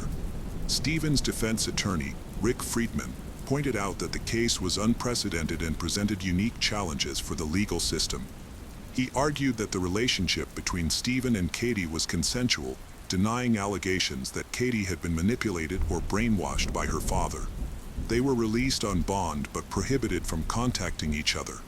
Custody of Bennett was granted to Stephen's mother. Katie returned to live with her adoptive parents, Anthony and Kelly Fusco. Stephen, barred from North Carolina, moved into a hotel in Virginia. On March 16, 2018, the restrictions on Stephen were lifted, allowing him to return to his home in North Carolina, close to his mother, who had custody of his son, Bennett. As time went on, both Stephen and Katie felt emotionally burdened by their situation. A crucial moment came on April 12, 2018, when Katie called Stephen to announce her decision to end their relationship. She expressed her wish for a divorce, explaining that their relationship had become toxic and negatively affected her well-being. Katie shared her need to take back control of her life, focus on her passions for art and digital advertising, which she hoped to study in college, break free from the unhealthy pattern that had trapped her. This choice marked a significant turning point for Katie, as being apart from Stephen allowed her to reflect on how their relationship had involved manipulation and control.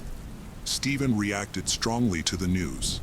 Furious over Katie's decision, he felt betrayed, which led to a deep emotional turmoil. He believed he needed to retaliate against Katie for what he saw as her abandoning him. Stephen had a history of violent outbursts and unpredictable behavior, indicating he was likely to react extremely. The idea of losing Katie, whom he had manipulated, triggered a powerful reaction in him. Her choice to leave was not just rejection, it felt like a personal insult that he felt he needed to avenge. Studies show that people who act out of anger or jealousy often seek revenge to regain a sense of control. For Stephen, the thought of Katie moving on without him was unbearable. He probably believed that by taking drastic actions, he could assert his dominance again and eliminate the source of his pain. On the evening of April 11, 2018, at about 7 p.m., a tragic series of events unfolded. Stephen was filled with anger and desperation. In his turmoil, he called his mother and informed her that he was heading to pick up his 7-month-old son. His intention was to drive to New York City so that Katie could take care of Bennett. However, Stephen's emotional state quickly worsened, causing his plans to fall apart.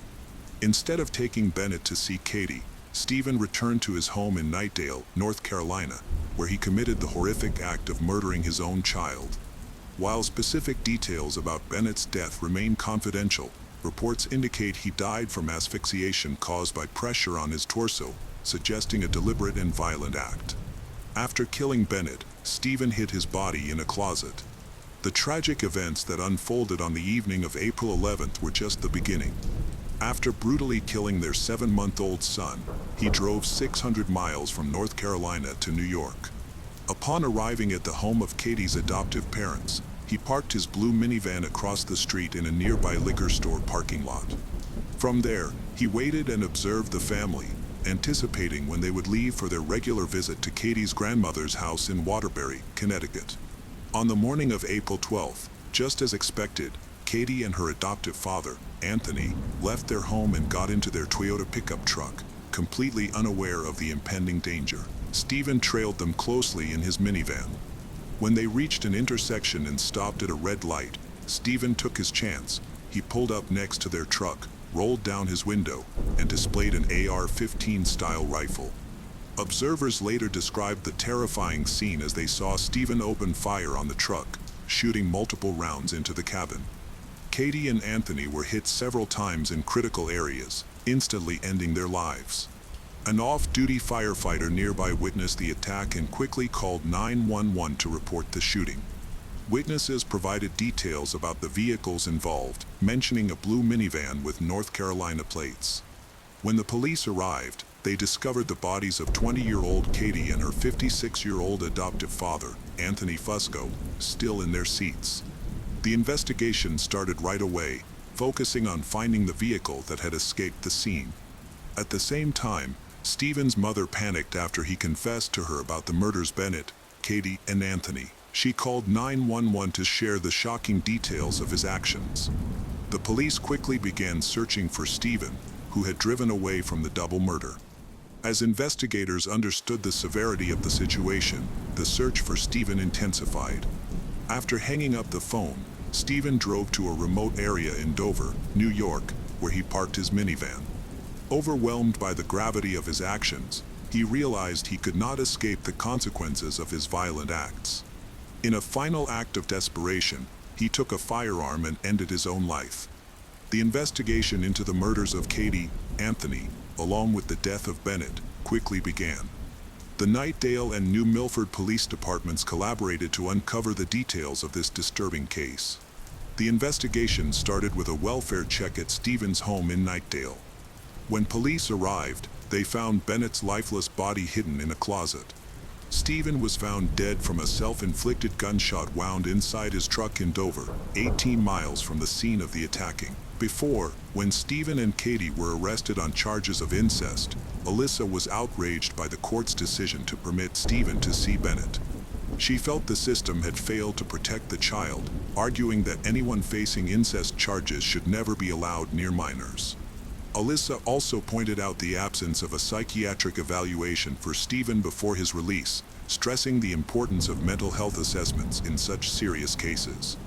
Although there was no trial, the evidence collected during the investigation indicated a pattern of control and manipulation in Stephen's relationships with both Katie and Alyssa. The tragic outcome of these dynamics resulted in multiple lives lost and left the community in shock. With Stephen's death, there was no trial, verdict, or sentence. Alyssa, while dealing with her own guilt and grief, continued to raise awareness about domestic violence and the complexities of family abuse. She stressed the importance of recognizing the signs of manipulation and control in relationships, aiming to prevent similar tragedies in the future. The aftermath of this case serves as a stark reminder of the devastating consequences that can arise from unchecked family relationships and the critical need for vigilance in protecting vulnerable individuals from harm. The Stephen and Katie Plattel case ignited a wave of shock and outrage across social media and news platforms. Many expressed disbelief at the tragic circumstances that led to the murders and subsequent suicide, questioning how such manipulation and abuse could escalate to such violence. Commenters criticized the legal system for failing to protect the innocent, particularly in light of the evident signs of abuse. Alyssa Platt, Katie's biological mother, became a voice for the victims, lamenting the systemic failures that allowed this tragedy to unfold. The case sparked discussions about the need for better mental health evaluations and protective measures for vulnerable individuals. The disturbing case of Stephen and Katie Plattel came into focus in an episode titled Murders in the Family from the true crime series Sex, Lies, and Murder. This episode delved into the complex dynamics of their incestuous relationship, exploring how Stephen's abusive past and manipulative behavior led to tragic outcomes. Through chilling reenactments and interviews, the episode examined the emotional turmoil faced by the victims and the systemic failures that allowed the abuse to escalate. Unfortunately, it serves as a haunting reminder of the devastating consequences of unchecked manipulation and family violence. The case of Stephen and Katie Plattel is a harrowing testament to the devastating consequences of unchecked manipulation, abuse, and family dysfunction. Their relationship went awry and turned into a tragedy that claimed the lives of Katie, her adoptive father Anthony Fusco, her infant son Bennett, and Stephen himself, leaving a trail of grief for their loved ones. The case, seared into public consciousness through media coverage and true crime stories, serves as a stark reminder of the destructive power of control and the importance of addressing domestic violence before it escalates into irreversible loss. The Plattel family's story forces us to confront uncomfortable truths about family dynamics and advocates for reforms that prevent such horrors from happening again. Peter Chadwick was born in England to a wealthy family, enjoying a comfortable and privileged upbringing. His father, a successful real estate investor, earned millions, allowing Peter to receive an excellent education. From an early age, he attended elite schools that provided him with a strong academic background. During his teenage years, Peter's family moved to Pennsylvania in the United States. He attended Arizona State University. It was there that he met Kri Chu Lim, commonly known as QC. QC came from a wealthy Malaysian family. She was the younger sister of a prominent businesswoman who owned the largest latex glove factory in the country.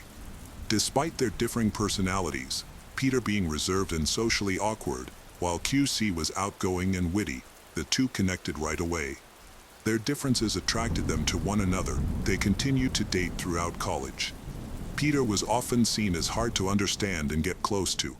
In contrast, QC was recognized for her engaging nature. She brought energy to gatherings and had a knack for making others laugh. Eventually, Peter and QC got married. They settled in Newport Beach, California, an area known for its wealthy residents and opulent mansions. They blended seamlessly into the community, driving luxury cars and wearing designer outfits. Their lifestyle was one of comfort and wealth, surrounded by others who shared similar values. While Peter took care of his father's properties and spent a lot of time at home, QC managed the household and cared for their growing family. QC was a dedicated mother who wanted the best for her 3 sons. She placed a strong emphasis on the importance of education and encouraged them to work hard for good grades. Alongside academics, she promoted participation in extracurricular activities and sports, instilling values of teamwork and physical fitness in them. QC aimed for her sons to gain a global perspective, so she introduced them to various cultures and languages, believing this would enhance their understanding of the world. She valued travel, frequently took her sons on trips to expand their horizons, from visiting ancient ruins to experiencing different cultures, viewing travel as an essential learning opportunity that would help shape them into well-rounded individuals. Despite their wealth, the Chadwick family maintained a private, humble lifestyle. They preferred to focus on their family and close relationships. Nonetheless, QC and Peter were well known in the community, often spotted picking up their sons from the bus stop after school. On Wednesday, October 10, 2012, a warm, sunny day in California, their two youngest sons got off the school bus, expecting to see one of their parents waiting for them. However, neither parent was at the bus stop. A neighbor noticed the boys alone at the bus stop after 4 p.m., which seemed unusual since QC and Peter were typically very attentive parents. Concerned, the neighbor picked up the boys and drove them home. When they arrived, there was no answer at the door. While Peter's car was missing from the driveway, QC's car was still there. At the Chadwick residence, the neighbor saw several packages on the doorstep, suggesting that no one had been home all day. Since QC was a stay-at-home parent and Peter worked from home, there should have been someone around to collect the deliveries. Growing more worried, the neighbor decided to act. She took Peter's sons back to her home and contacted the police to request a welfare check at the Chadwick residence. The officers arrived at the Chadwick home in Newport Beach. Upon their arrival, they thoroughly examined the outside of the residence and noticed there were no signs of forced entry. The officers found themselves in the living room, which appeared meticulously clean. The carpet was adorned with very distinct vacuum lines, indicating it had been recently vacuumed. As the officers walked around the house, they saw family photos depicting what appeared to be a typical happy family. Moving on to the kitchen, the officers noticed a meal being prepared but left unfinished. It was as if the person making the meal had vanished.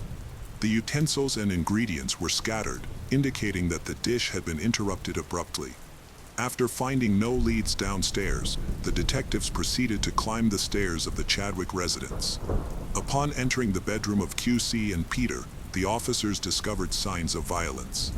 The bathroom floor rug was bunched in a corner of the room, there was a broken vase on the edge of the tub, and blood was evident. This discovery prompted the officers to declare the home a crime scene and promptly call for backup. As crime scene investigators arrived at the Chadwick residence, they immediately noticed that a safe in QC and Peter's bedroom had been opened. Its contents were missing.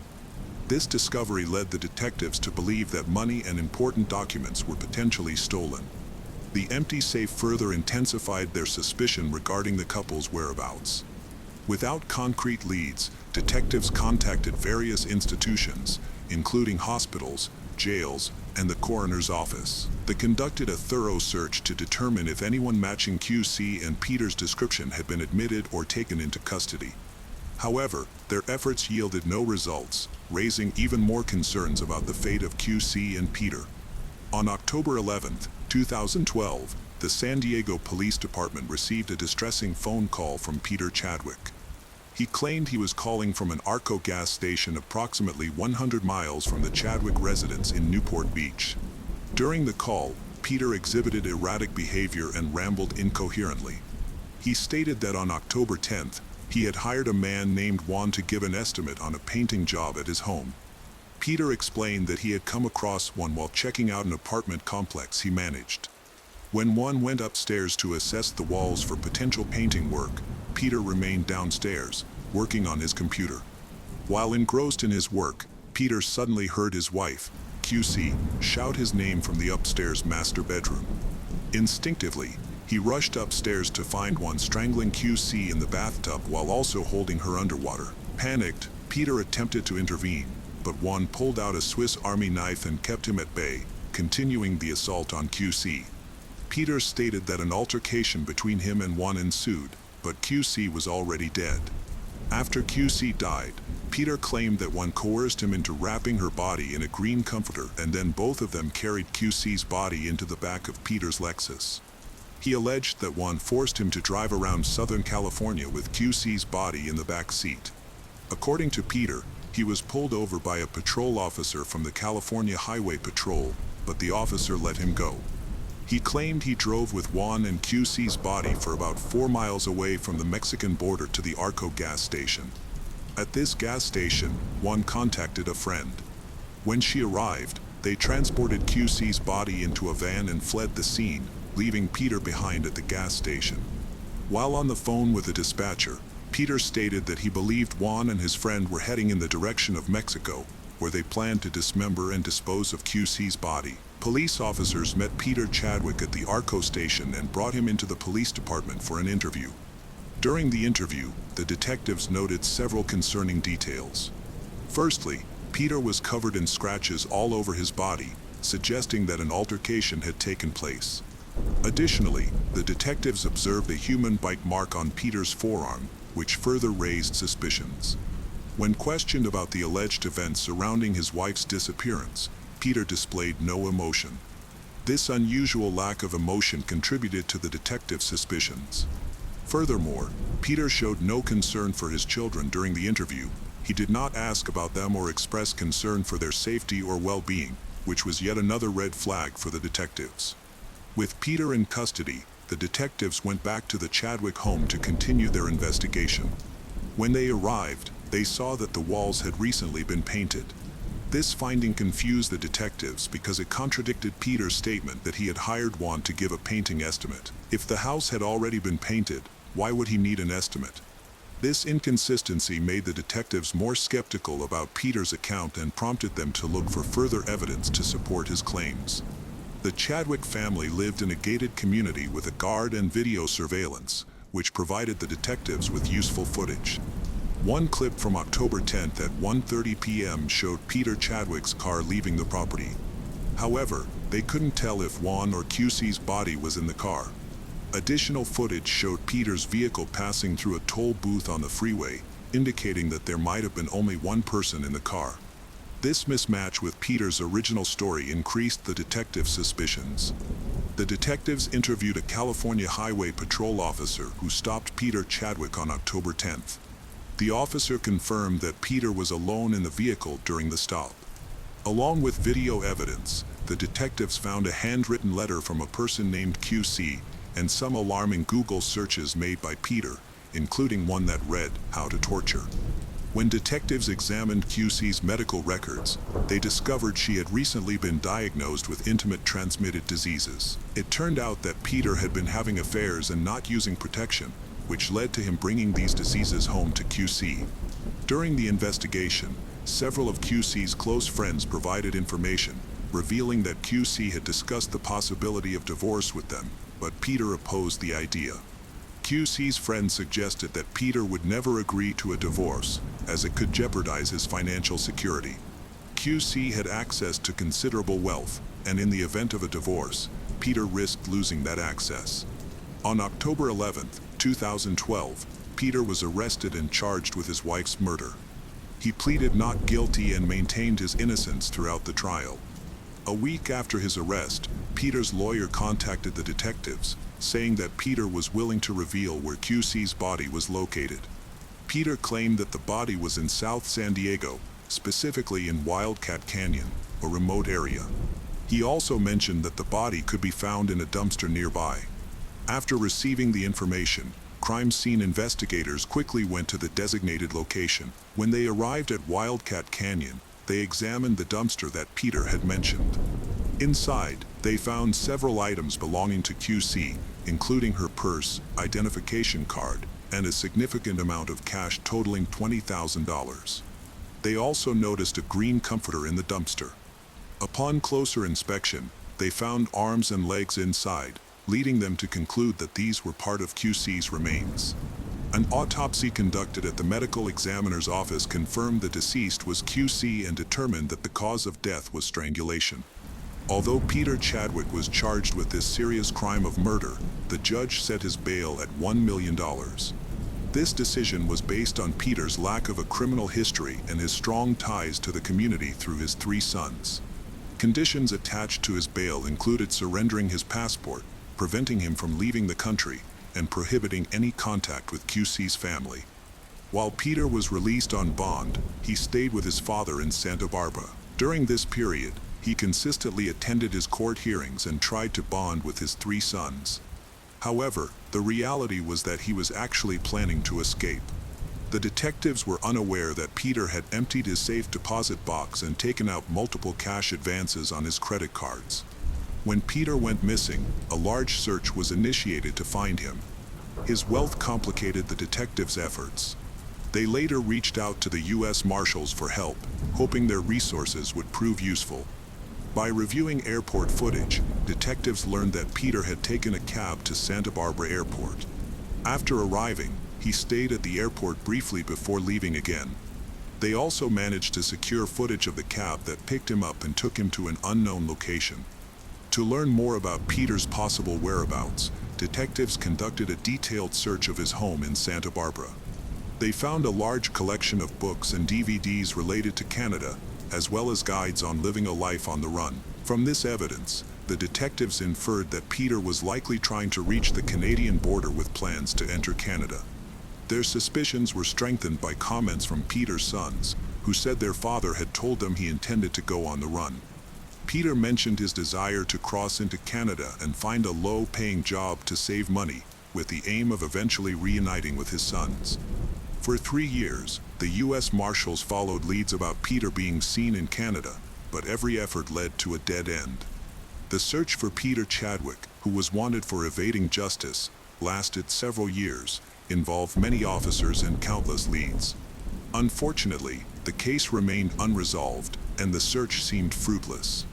In August 2018, the detectives decided to revisit Peter Chadwick's case. They felt a more proactive approach was needed to bring him to justice.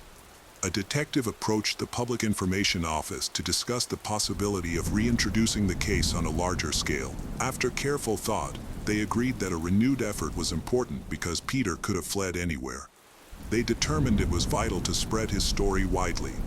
With the popularity of podcasts in 2018, the detective and the public information officer believed a podcast could effectively draw in new leads and raise awareness about the case. They titled the podcast Countdown to Capture. The first episode premiered in September 2018. The podcast generated a strong interest in the Chadwick case, leading to a surge of tips from around the globe, including from countries like Ukraine and Japan. Many people reported seeing Peter Chadwick in various locations, providing detectives with useful leads.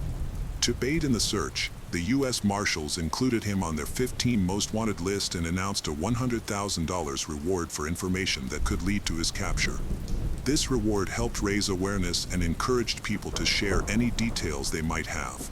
In the final episode of the podcast Countdown to Capture, the lead detective addressed Peter directly. He urged Peter to resolve the situation, emphasizing the effects of his actions on his sons. The detective warned Peter in a serious tone that law enforcement would soon be closing in on him. As the search for Peter went on, detectives and U.S. Marshals discovered that he had not escaped to Canada as previously thought, but rather to Mexico. They found out that Peter was hiding in Pátzcuaro, a city where he could easily blend in and remain unnoticed. Pátzcuaro, located in Michoacán, Mexico, is known for its charming colonial architecture, colorful buildings, and cobblestone streets, as well as vibrant markets and traditional crafts like ceramics, textiles, woodwork. Peter checked into an inexpensive hotel under the name Paul Cook and claimed to be a relative of someone who vanished on Malaysia Airlines Flight 370.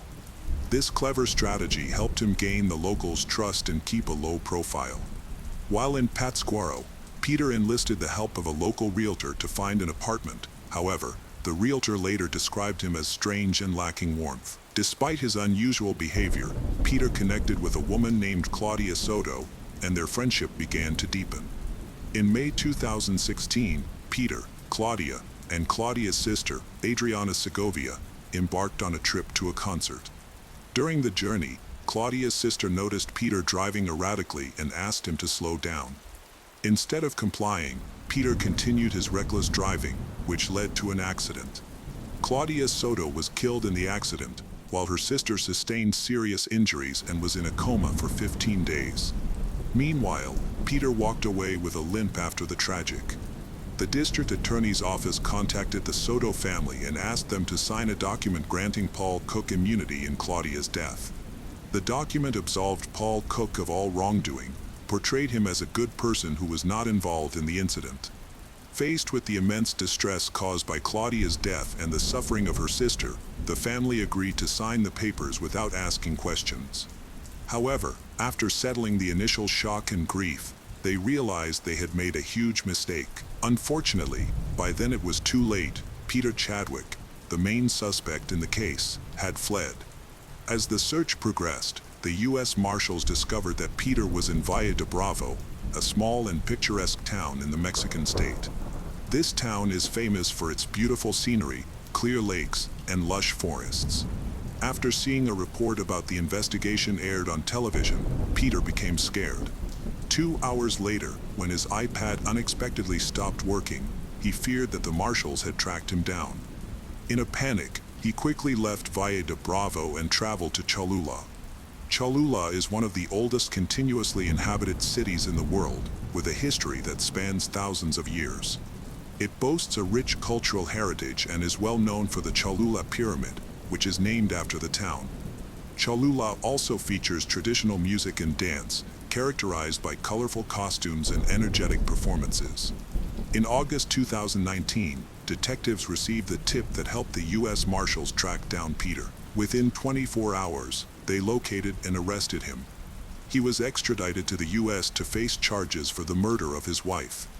In a phone call with his eldest son, Ben, after his arrest, Peter expressed remorse and apologized to his sons. Peter Chadwick pleaded guilty to second-degree murder in February 2022 and was sentenced to 15 years to life in prison. Matt Murphy, a former Orange County prosecutor, said Chadwick will serve a minimum of 12 years in California State Prison before he is eligible for parole. In abusive relationships, one person frequently displays cruelty, aggression, and disrespect towards the other, whether they are a partner, spouse, family member, or coworker. Those who show these harmful behaviors are often labeled as hot-headed or incapable of managing their emotions. However, the more insidious type of abuse is the one that remains hidden, leading others to believe the family is perfect until a tragedy strikes. The relationship between Alsu Sabishnikova and Timur Prokhorov was viewed by many as a shining example of love, understanding, and support. They both grew up in the small rural community and met during their school years. After several years of dating, they appeared to be meant for each other. They had an extravagant wedding, with relatives traveling from far and wide to celebrate. However, just 3 days after their wedding, the newlyweds were laid to rest in the same grave at the local cemetery. What happened? Let's unravel this complex case. Alsu Sabishnikova, later known as Prokhorova, was born on 2001 in Maliks, a village of Tatarstan. She was the youngest of 2 children, with her older brother Rusin always looking out for her. When Alsu and Rusin were still in school, their parents divorced. They lived with their mother. Shortly after, their mother remarried, and the family moved to her new husband's home. Alsu and Rusin accepted their mother's new life, quickly bonded with their stepfather, who treated them like his own children. They began calling him Dad. At the new house, Alsu and Rusin adjusted quickly, enrolled in the local school, and made many friends. Life in the village was calm and peaceful, unlike the busyness of larger cities. The community consisted mainly of Russians, Tatars, and Uzbeks. The local community center hosted weekly dances, offered classes in performing arts, dancing, and choral singing. Concerts showcasing local talent were common during holidays. Alsu was an outstanding student, consistently earning straight A's.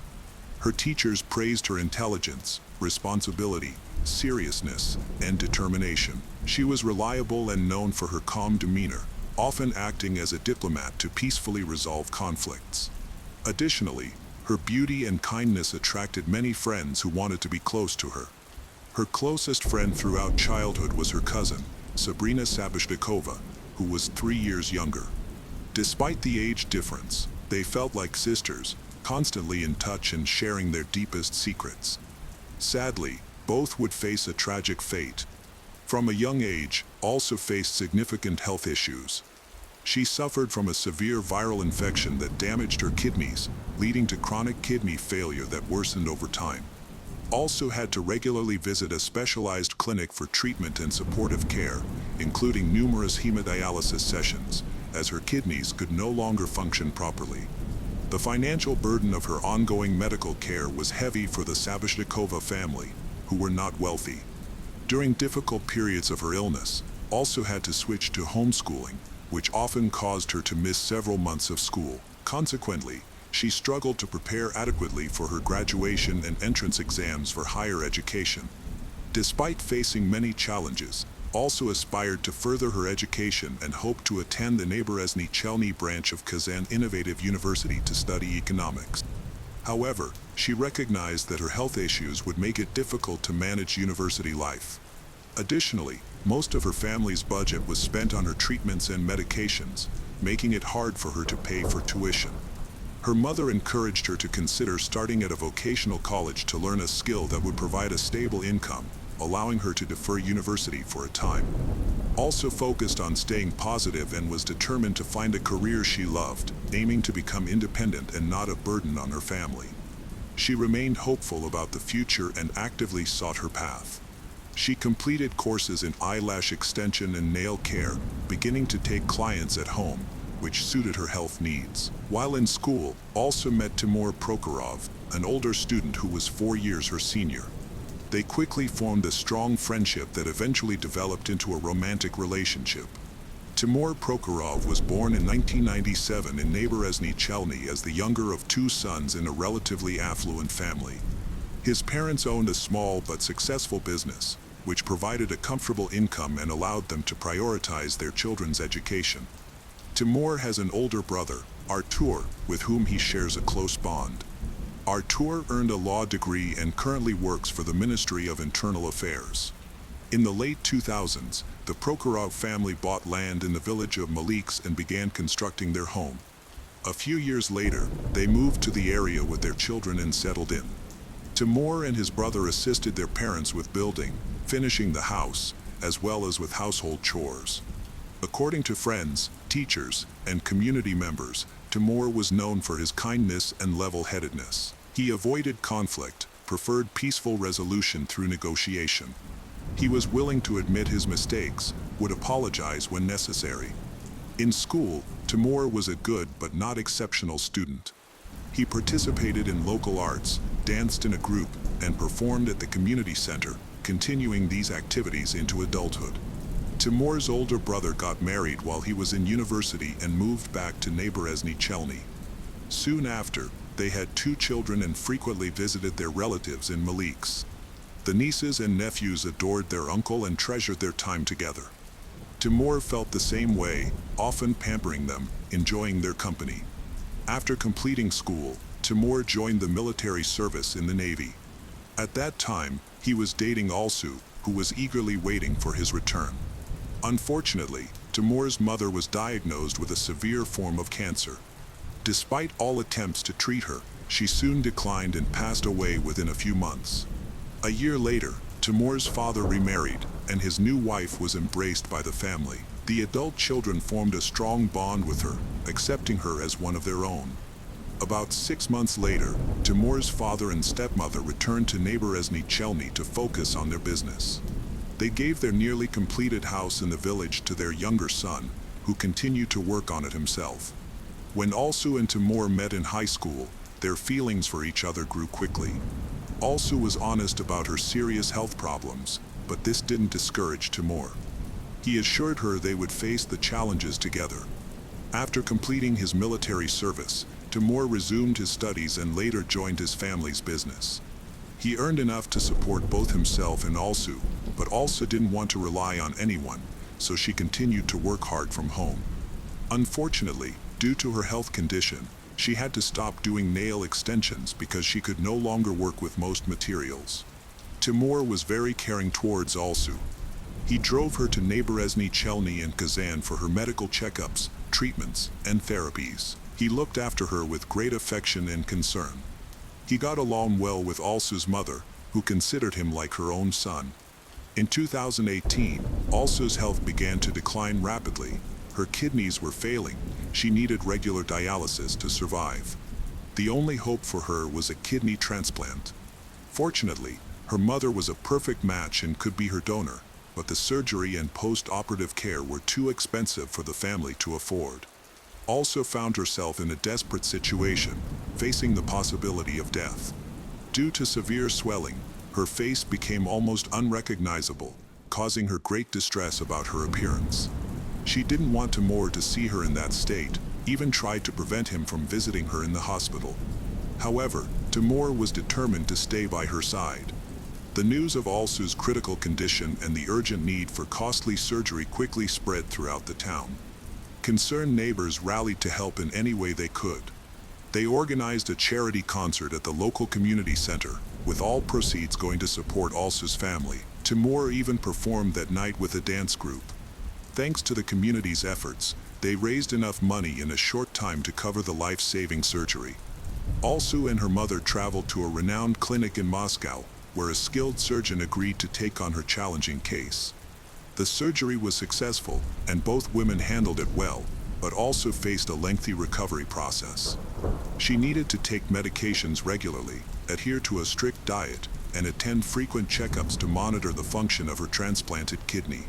Also spent almost 6 months in the hospital, followed by another year at home to minimize the risk of infection, as even a simple cold could have been life-threatening in her vulnerable condition. Despite the physical and emotional challenges, she diligently followed the doctor's recommendations. Her mother, stepfather, and brother provided constant support, encouraging her to remain positive, believe that things would improve. They were also very concerned about her relationship with Timur. Not every young man can handle a partner's health issues. If Timur had chosen to leave, no one would have criticized him, but he was determined to stay by Alsu's side. During Alsu's illness, Timur was constantly at the hospital, staying by her side and later at her parents' home. He was always willing to assist, taking her to medical appointments, even traveling to another city to find necessary medication. Soon after Alsu was discharged from the clinic, Timur proposed to her, and she joyfully accepted. In August 2021, Alsu and Timur had their nikah ceremony, an important religious event in Islam that symbolizes their union, similar to a Christian wedding. Following this, they moved into the groom's house, which was still under construction. While Alsu worked from home, Timur commuted daily to his job in Neighboresny Chelny. They were saving money for a grand wedding, which they planned to have in January. Alsu turned 21 on January 4, 2022, and they celebrated their wedding at her parents' house on January 20th. Family and friends from all over the Republic gathered to celebrate. Everyone wished the newlyweds a long and happy life together. The festivities lasted for 3 days. Guests noted how joyful and radiant Timur and Alsu appeared. Timur expressed his wish to call Alsu's mother, Mom.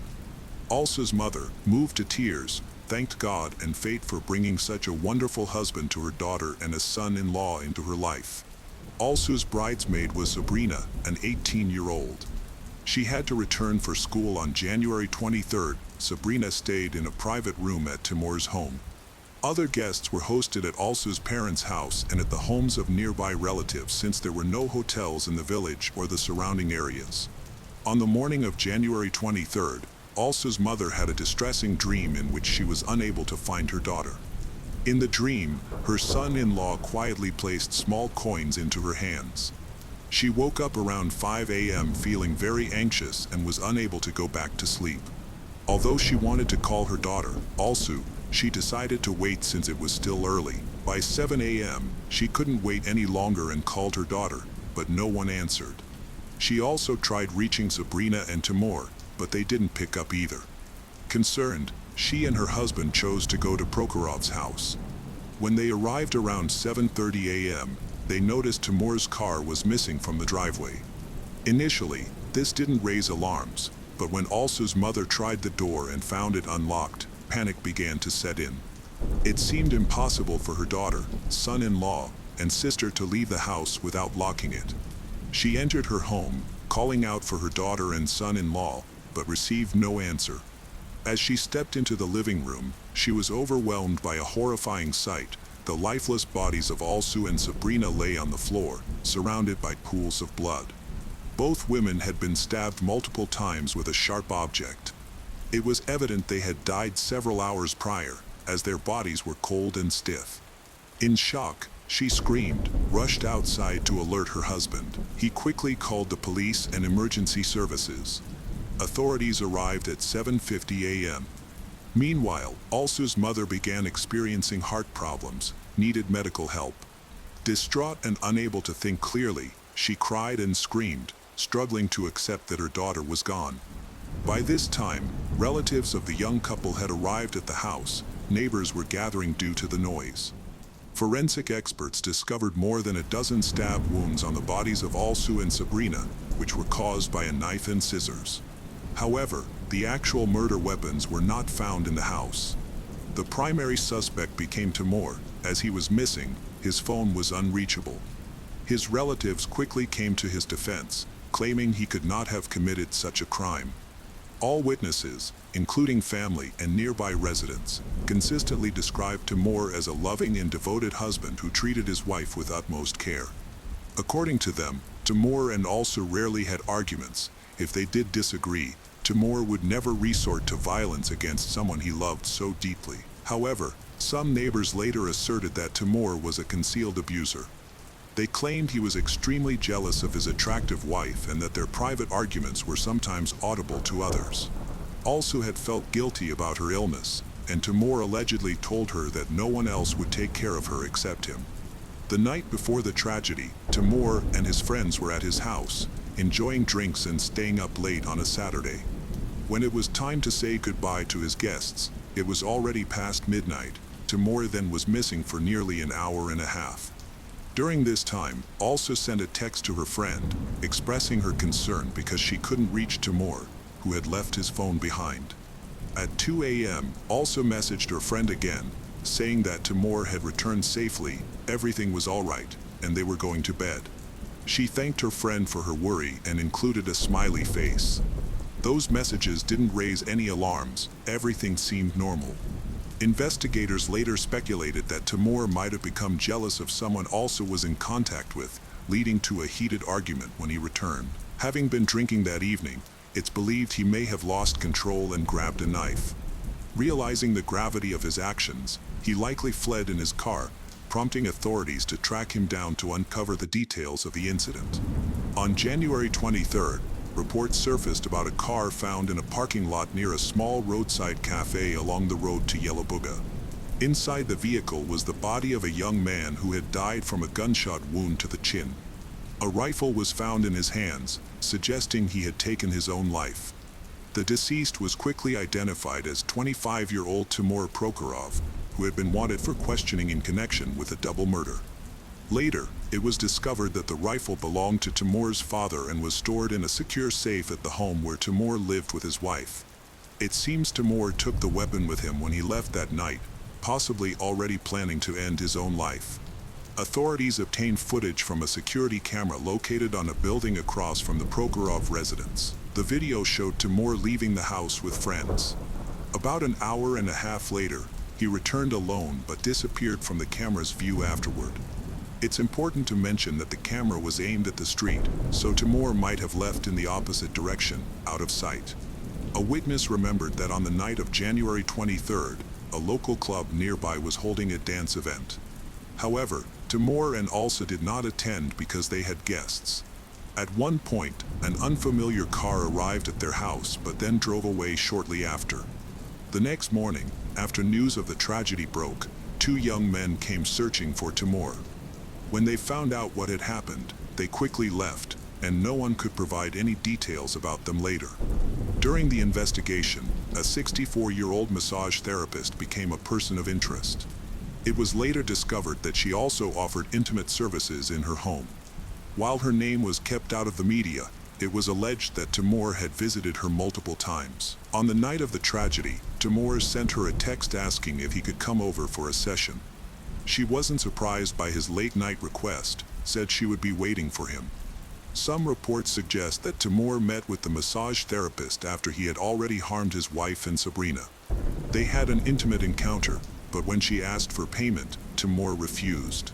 She threatened to report him, but instead of apologizing, he became angry, insulted her, and assaulted her several times before leaving. The woman later reported a physical assault to the police, claiming that Timur also assaulted her. However, she eventually retracted her statement for reasons that are not clear. There were rumors suggesting that Timur's well-connected relatives, including some in law enforcement, intervened to resolve the situation. It is said they kept the massage therapist's identity secret, and she never talked about her relationship with Timur or the abuse she endured. Speculation arose that Timur had seen the massage therapist before the incident, which might explain his prolonged absence that night. After he returned home, a jealousy-fueled argument may have occurred between him and his wife. This conflict could have escalated, leading Timur to grab a knife and attack both women. At 7:03 a.m. on January 23rd, Timur logged into his social media account for the last time. After that, he stopped answering calls and messages, marking this time as the approximate moment of his death. The theories of infidelity, jealousy, and sudden rage did not match Timur's character as described by those who knew him.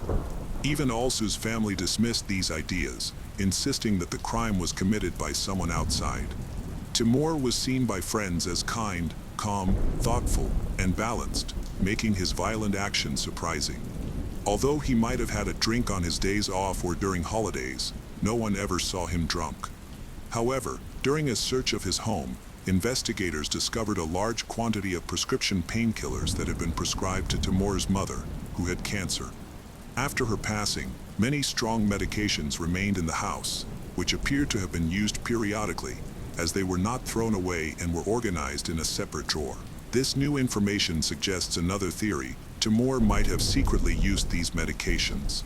On that night, he could have taken a large dose combined with strong alcohol, which may have caused hallucinations or intense anger. If this happened, the crimes could have been committed while he was not fully himself. Once he regained his senses and understood the gravity of his actions, he might have felt that ending his own life was his only option. No criminal case was opened regarding the death of the individual believed to have committed the crime. However, the relatives of Timur and also struggled to accept that Timur was responsible for such a violent act. At the request of Alsu's mother, the young couple was buried together in the same grave at the local cemetery. She insisted that her son-in-law would never have harmed her daughter, as he loved her deeply, believed they should remain together even in death. News of this tragic double death spread rapidly through the quiet village, causing a wave of shock throughout the entire Republic of Tatarstan. Journalists from across the region flocked to report on the sensational story, but the Prokhorov and Sabashnikova families chose not to speak to the media. In contrast, many villagers, most of whom did not even know the couple, were eager to give interviews, often sharing strange rumors and gossip. Consequently, the case became muddled with inaccurate information, much of which was far from the truth.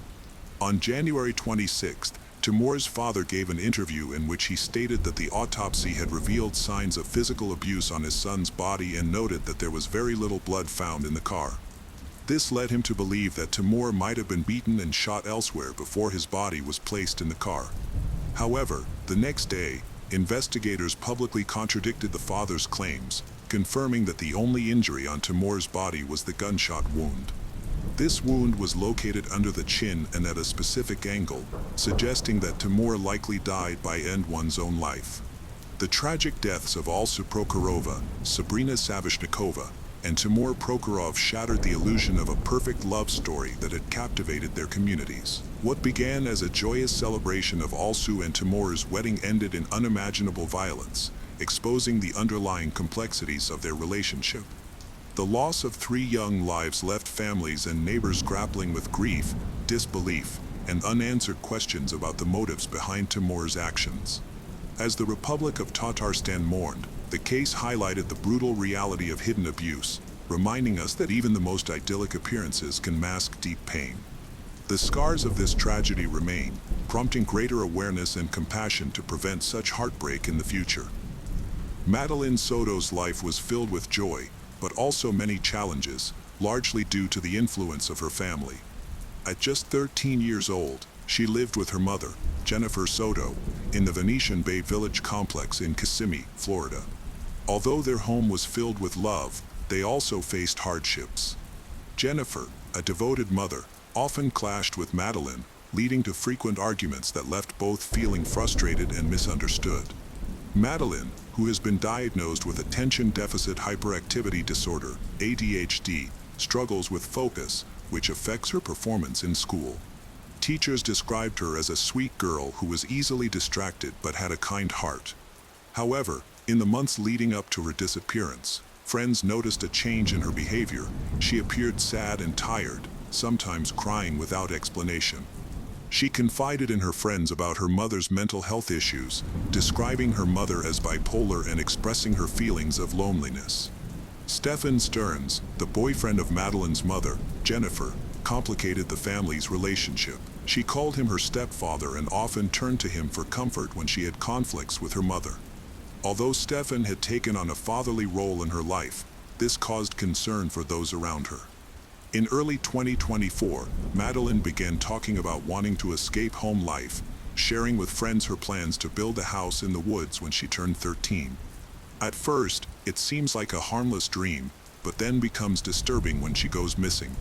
On February 26, 2024, Jennifer's day began like any other. She woke up early to the sound of her boyfriend, Stefan, walking their dog. Still sleepy, she returned to bed, unaware of the trouble that awaited her. That day, Stefan took Madeline to school, but instead of going to Hunter Creek Middle School, he chose to take her to Peace United Methodist Church, which was nearby. He dropped her off around 8:30 a.m., and surveillance footage later showed she lingering in the church parking lot for several minutes, sitting on the ground and lost in thought. Eventually, she stood up and walked toward the school, but she never made it there. In those pivotal moments, no one could have predicted that it would be the last time Madeline would be seen alive. A normal school day turned into a nightmare as she vanished. At some point that day, Stefan told Jennifer that he had factory reset his phone while trying to update it. As time passed and morning turned to afternoon, Madeline's absence raised alarms. By 4:30 p.m., Jennifer arrived at Hunter Creek Middle School, eager to pick up her daughter. However, as she looked over the crowd of students leaving the school, she felt an unsettling dread. Madeline was missing. Panic set in when school officials informed her that Madeline hadn't attended classes that day. In a frantic rush to find her daughter, Jennifer checked nearby locations, including her mother's office, thinking that the little girl might have gone there after school. As Jennifer drove through the familiar streets, her anxiety began to increase. She searched every corner, calling out Madeline's name, but there was no answer. After searching all possible locations without any sign of her daughter, Jennifer's desperation deepened. She contacted friends, hoping they had seen Madeline or could provide clues about her whereabouts. She also turned to social media, posting about Madeline's disappearance and urging anyone with information to come forward. As the sun set, Jennifer realized time was running out. With confusion in her heart, she decided to report Madeline missing around 8 p.m. Anxiety weighed heavily on her as she called 911, knowing that every minute was crucial to finding her daughter safely and preventing an unwanted tragedy. The police did not respond immediately, however. It took several hours for them to arrive, leaving Jennifer increasingly anxious as she paced the campus, waiting for news of Madeline. By the time the officers arrived, nearly 12 hours had passed since Jennifer had last seen her daughter. The deputies began gathering information from Jennifer and Stefan, who were with Madeline. Their initial questions focused on Madeline's last known whereabouts and any possible leads to help find her. As Jennifer and Stefan provided answers, investigators discovered inconsistencies, which raised concerns about Stefan's role in her disappearance. On February 27th, law enforcement began a large-scale search operation involving over 100 personnel from various agencies, including the Orange County Sheriff's Office and community volunteers. Search dogs were brought in to follow Madeline's scent as teams explored nearby parks, hiking trails, and wooded areas around Hunter Creek Middle School. The search was systematic and comprehensive. Officers used ATVs and horses to navigate rough terrain that would be challenging for foot patrols. They meticulously searched every nook and cranny where Madeline was last seen, following up on any clues and signs. Volunteers have also helped distribute flyers with her photo and information about her disappearance, hoping this will jog the memories of those who may have seen her. However, as time passed, the urgency and anxiety grew. Investigators have tried to recreate Madeline's timeline for that day and uncovered concerning details, indicating a tragic outcome. As the search intensified, Jennifer became increasingly anxious about finding answers. Jennifer panicked when she realized that Madeline had left her phone at home, which was common due to her ADHD-related forgetfulness. While it wasn't unusual for Madeline to misplace items, this time it felt particularly alarming. Not having a phone means there is no way to track her daughter's movements or communicate directly with the little girl. Jennifer was determined to find any clues about Madeline's disappearance, so she began searching through her daughter's text messages. She hoped to discover something, anything, that might reveal where Madeline had gone or who the little girl had been in touch with. However, there were no alarming messages, no indications of plans to run away, and no signs of distress. As the investigation into Madeline's disappearance progressed, law enforcement focused on the last two people who had seen her, Jennifer and Stefan. Officers started their investigation by interviewing both parties to establish the timeline of the incident leading up to Madeline's disappearance. Stefan stated that he had dropped Madeline off in front of Peace United Methodist Church around 8:40 a.m. on February 26th, which was a short walk from Hunter Creek Middle School. He described watching her get out of the car and walk toward the school, appearing calm as she left. However, during further questioning, investigators noticed inconsistencies in his statements. Although he seemed composed, signs of nervousness were evident. He agreed to let the police search his phone but claimed that he had accidentally reset it to factory settings. The explanation made the investigators suspicious because the timing of the incident seemed questionable. As they continued to question Stefan, they discovered that a license plate reader had tracked his vehicle at various locations throughout the morning. Yet, none of these locations matched his claim of dropping Madeline off at school. Instead of taking a direct route, his car was seen making unusual turns and detours. Investigators confronted Stefan about these discrepancies, asking why he would drop Madeline off at a church instead of directly at the school, especially since classes started at 9:30 a.m. His responses seemed rehearsed and unclear. As they delved deeper into his timeline and movements, it became increasingly apparent that something was off about his account. Tension in the interrogation room rises as investigators realize that Stefan is not only a suspect, but also the last known person to have seen Madeline alive. On February 28th, 2 days after Madeline went missing, the investigation took a surprising turn.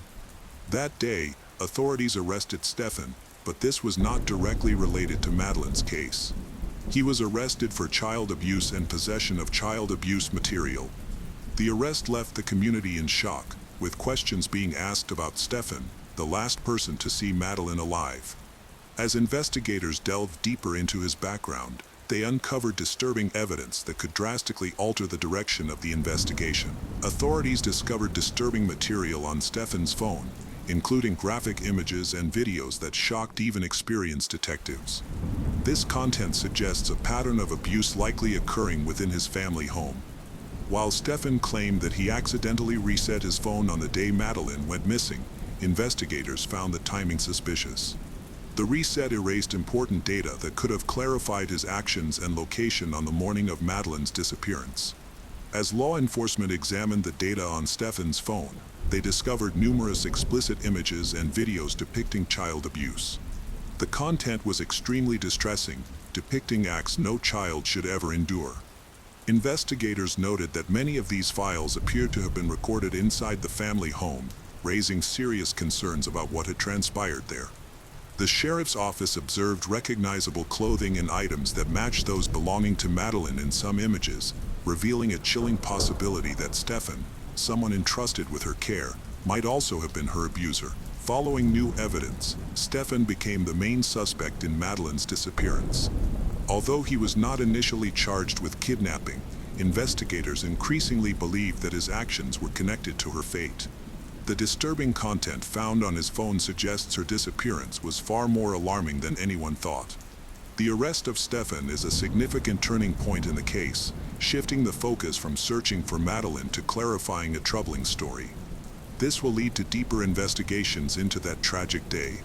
On March 1st, 2024, authorities received a tip that led them to a wooded area near Hickory Tree Road in southeastern Orlando. As search teams combed the area, they made a devastating discovery. Madeline's body was hidden under dry grass. She was identified by her distinct clothing, a green hoodie and blue jeans similar to those she wore when she went missing.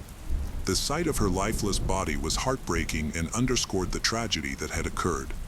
As investigators meticulously collected evidence, they noted signs of decomposition on one side of her face and hands. The medical examiner confirmed that her injuries were consistent with foul play, reinforcing the belief that she had been murdered.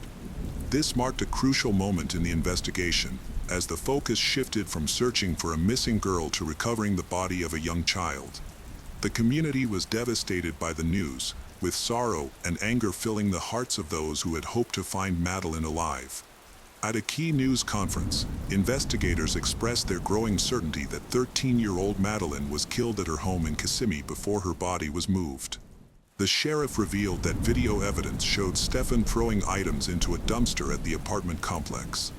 On February 26th, the day Madeleine was reported missing, authorities found her backpack, school-issued laptop, and a white crock that matched another found in her mother's bedroom. This evidence contradicted Stefan's assertion that he had dropped Madeleine off at school that morning. Investigators maintained that they had evidence indicating that Madeleine was never dropped off at all and was likely already dead when Stefan was seen driving away. The sheriff stated that they have evidence showing Stefan returning to the complex with Madeleine in the vehicle, which suggests that she was likely dead at that time. The medical examiner officially classified Madeleine's death as a homicide, determining that she died from strangulation.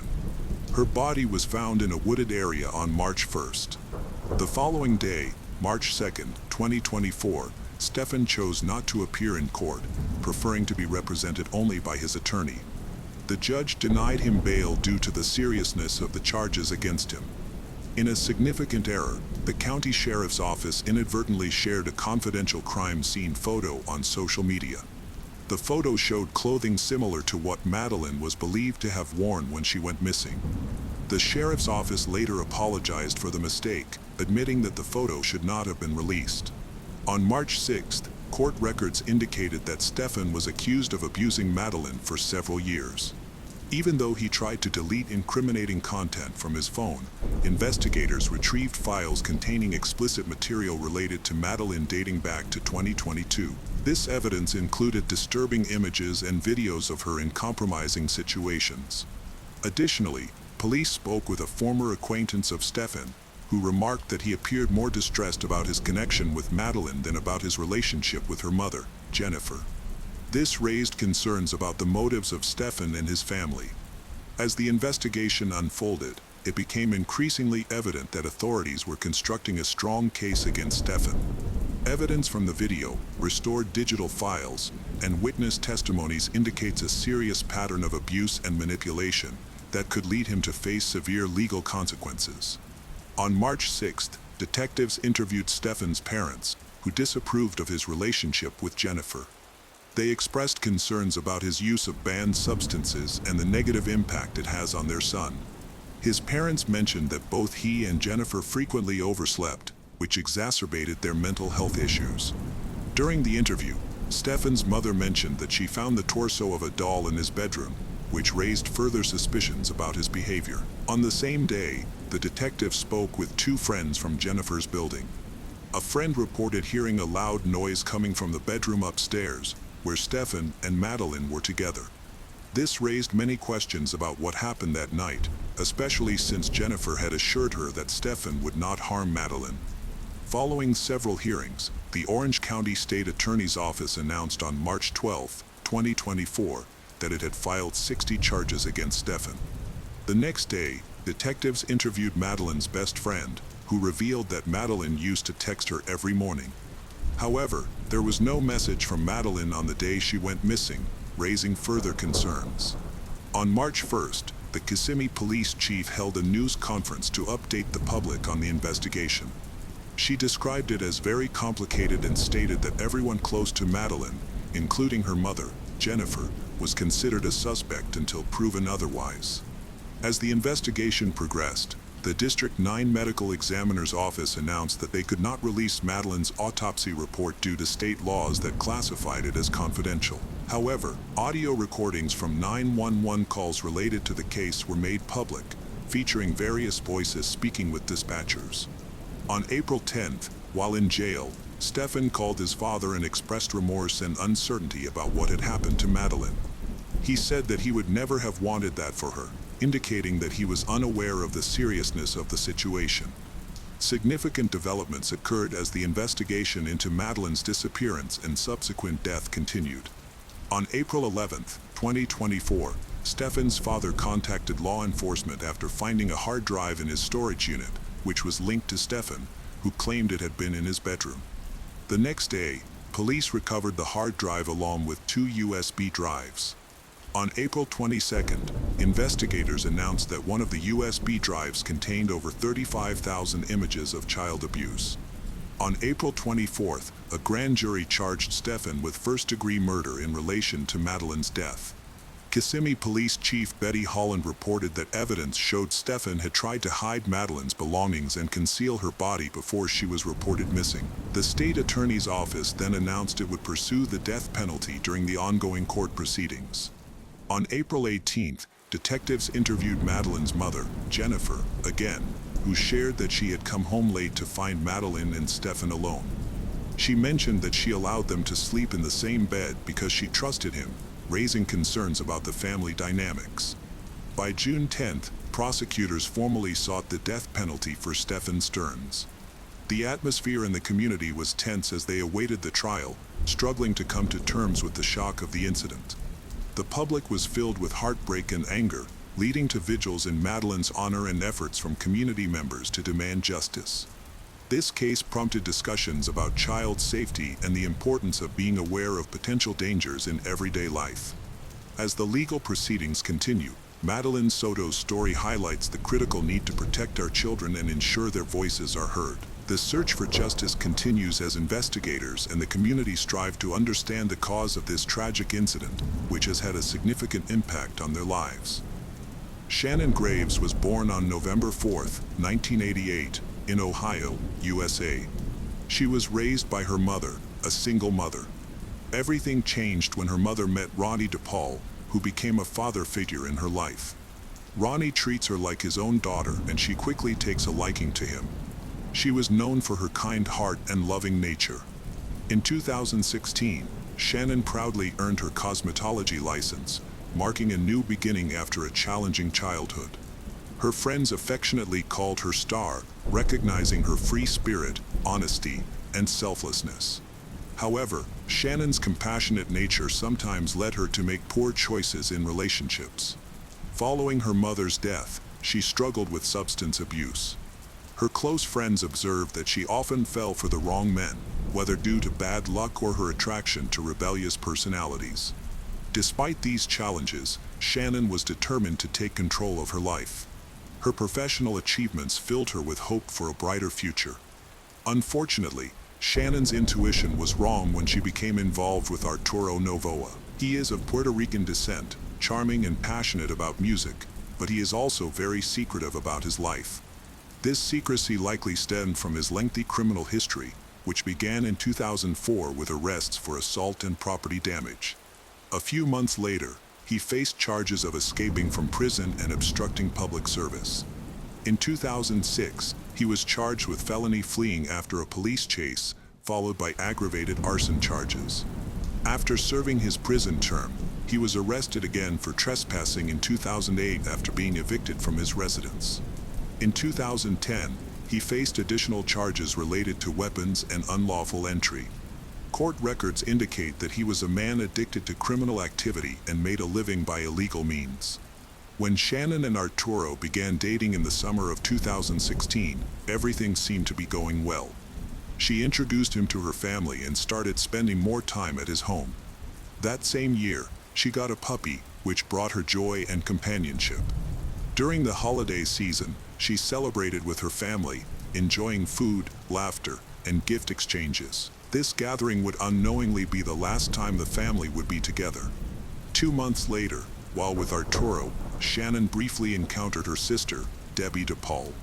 They discussed Debbie's upcoming birthday in March, for which Shannon was already making plans. However, when the day came, she did not attend, an unusual absence.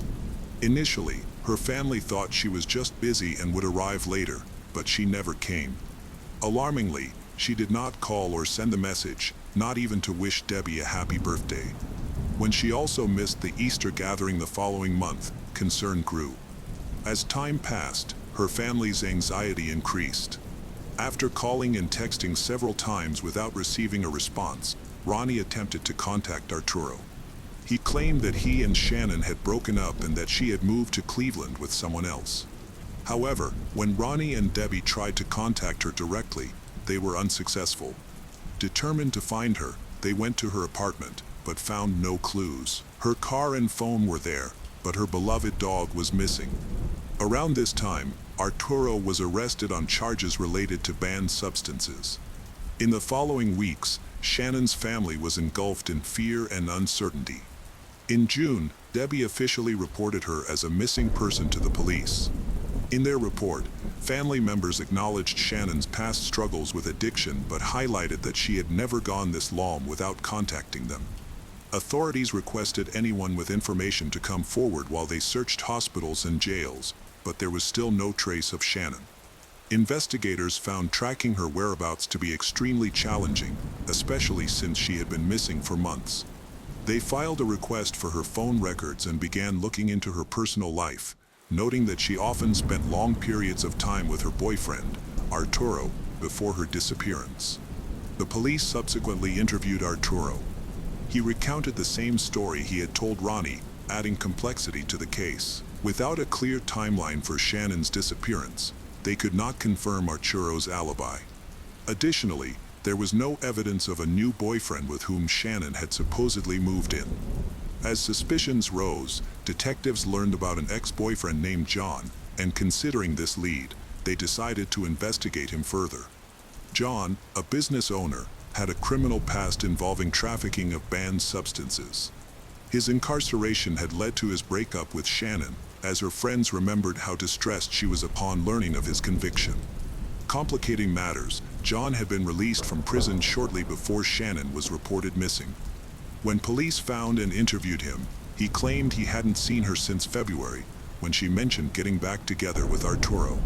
His statement implied that her relationship with Arturo may not have been as perfect as it seemed. Still, John admitted that he had lingering feelings for her at the time of their last conversation.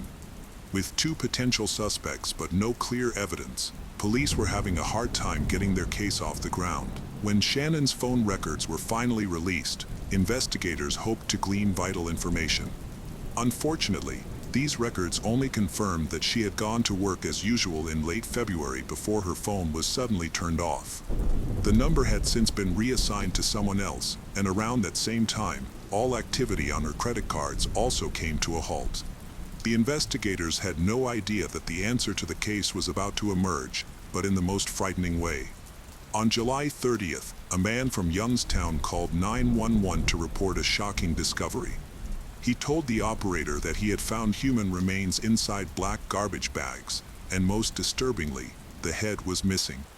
Upon receiving the signal, rescue workers notified the police, who quickly arrived at the home of the caller, Kenny Eschenbaugh, and his wife, Jill. While forensic experts investigated the remains, Kenny and Jill were brought in for questioning. According to their testimony, the freezer containing the body parts belonged to a friend. A week prior, this friend had asked Kenny and Jill to store it in their basement, claiming it was filled with meat he didn't want to spoil. On July 29th, Jill decided to cook spaghetti and meatballs for dinner and thought she could use some meat from the freezer, planning to replace it later. However, when she approached the freezer, she found it locked. Assuming their friend was just being eccentric, she used a screwdriver to pry it open. To her horror, instead of meat, she found bags filled with what turned out to be human remains. Feeling nauseated, she quickly shut the freezer and called for Kenny. Together, they cautiously opened one of the bags and discovered a human foot. Since Kenny and Jill's stories matched perfectly when questioned separately, they were quickly ruled out as suspects. Investigators then turned their attention to the friend who had left the freezer in their home, named Anthony Gonzalez. Kenny explained that he had met Anthony 4 years earlier through a mutual friend, bonding over their shared interest in music. Although they hung out occasionally, Kenny found Anthony to be unpredictable and sometimes aggressive. Despite being cooperative, the identity of the victim remained a mystery until forensic experts discovered a scorpion tattoo on one of the feet, matching a tattoo belonging to Shannon, a woman who had recently disappeared. While more tests were planned, it increasingly appeared that the remains belonged to her. This left investigators with a concerning question: how and when was Shannon placed in the freezer? Shortly afterward, the lead prosecutor in Ohio held a press conference to discuss this chilling case, which was rapidly becoming one of the most disturbing in recent history. Although the medical examiner couldn't determine the cause of death without the victim's head, Shannon was positively identified through fingerprint analysis. Her family was heartbroken to learn the truth about their beloved daughter, discovering that her fate was far worse than they had ever imagined. Shannon's family and friends gathered in a local park for a candlelight vigil to remember her. Debbie, one of the attendees, told reporters that she believed Shannon has found peace. The vigil was intended to celebrate Shannon's life rather than to focus on sadness. Many people lit candles and released lanterns while wearing shirts with messages honoring Shannon. However, Shannon's family was visibly pained. Ronnie, too devastated to appear on camera, shared his indescribable grief, explaining that he loved Shannon as a daughter and sought justice for her. In the meantime, investigators ramped up the search for Anthony. They soon discovered that Anthony Gonzalez was just an alias. His real name matched the identity of someone they had already suspected, Arturo Novoa. Authorities learned that Arturo had been dating a woman named Katrina Layton, who moved into his house shortly after Shannon was last seen. Given Arturo's lengthy criminal history, the police acted quickly, arresting both him and Katrina and searching their home. The police found red stains on the walls, a knife, and a manual for the freezer where Shannon's remains were located. Kenny, who previously believed his friend's name was Anthony, was shocked to learn Arturo's true identity. He wasn't the only one confused. Arturo often used different names, possibly to conceal his past involving activities related to banned substances. During questioning, Arturo remained composed, repeatedly denying any connection to Shannon's death and claiming ignorance about her whereabouts. He also distanced himself from the freezer. Katrina supported his claims, but their story began to unravel when police discovered a key among her belongings that fit the freezer's lock, linking them to the crime and ensuring they remained in custody. As the investigation continued, Shannon's ex-boyfriend John played a crucial role in uncovering additional information. He spoke to Shannon's friends and learned about a bonfire attended by Arturo. A witness reported that Arturo used the fire to burn personal items and, when questioned, he claimed they were Shannon's clothes, which he burned as revenge for alleged infidelity. That night, he was with his friend Andrew Herman, and they both continued to burn clothing.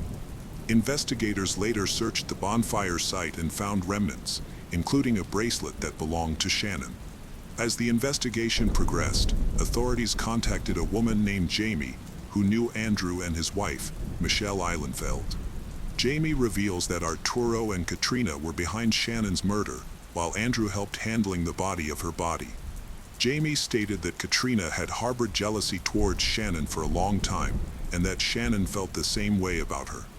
The situation became more complicated when neighbors reported seeing Katrina walking Shannon's dog and using her credit card to make small purchases, suggesting that Katrina had taken over a part of her life. Amid these incidents, Ronnie passed away unexpectedly without witnessing justice. Debbie, overwhelmed with sorrow, sought therapy while caring for her younger brother and Shannon's cherished dog. Meanwhile, Andrew and Michelle were placed in pretrial detention. Authorities gathered a wealth of evidence that Michelle had threatened witnesses, interfered with the investigation, and covered up the crime. As the case went to the jury, the truth of what happened became clearer. On February 24, 2017, Arturo killed Shannon, likely with Katrina present. He later called Andrew to assist him in handling the body. They disposed of her head, stored other body parts in their freezer, and discarded some remains in an undisclosed location that authorities have yet to find. The prosecutor stated that Arturo was merely a small-time dealer of banned substances, acting out of jealousy over Shannon's finances. Katrina, on the other hand, wanted Shannon to keep her distance so she could pursue a relationship with Arturo. Facing the death penalty, the four defendants ultimately accepted plea deals. Arturo Novoa received a life sentence for murdering Shannon. Katrina Layton was sentenced to 18 years, Andrew Herman to 12 years, and Michelle Eilenfeld to 2 years. Arturo attempted to appeal his sentence, but it was upheld. To keep the memory of Shannon alive, Debbie created a social media page dedicated to her younger sister, where she frequently shares pictures of her pet dog. She frequently visits Shannon's grave, where she has established a special ritual. After cutting the grass, Debbie spray paints a large pink heart next to the headstone, which was Shannon's favorite color. In a local interview a few years later, Debbie recalled the devastating call she received about the partial discovery of Shannon's remains. Currently, the investigators who helped convict Arturo are still searching for the missing parts of Shannon's remains. Debbie remains hopeful that they will be found someday as she continues to honor her sister's memory through her dedicated online tribute.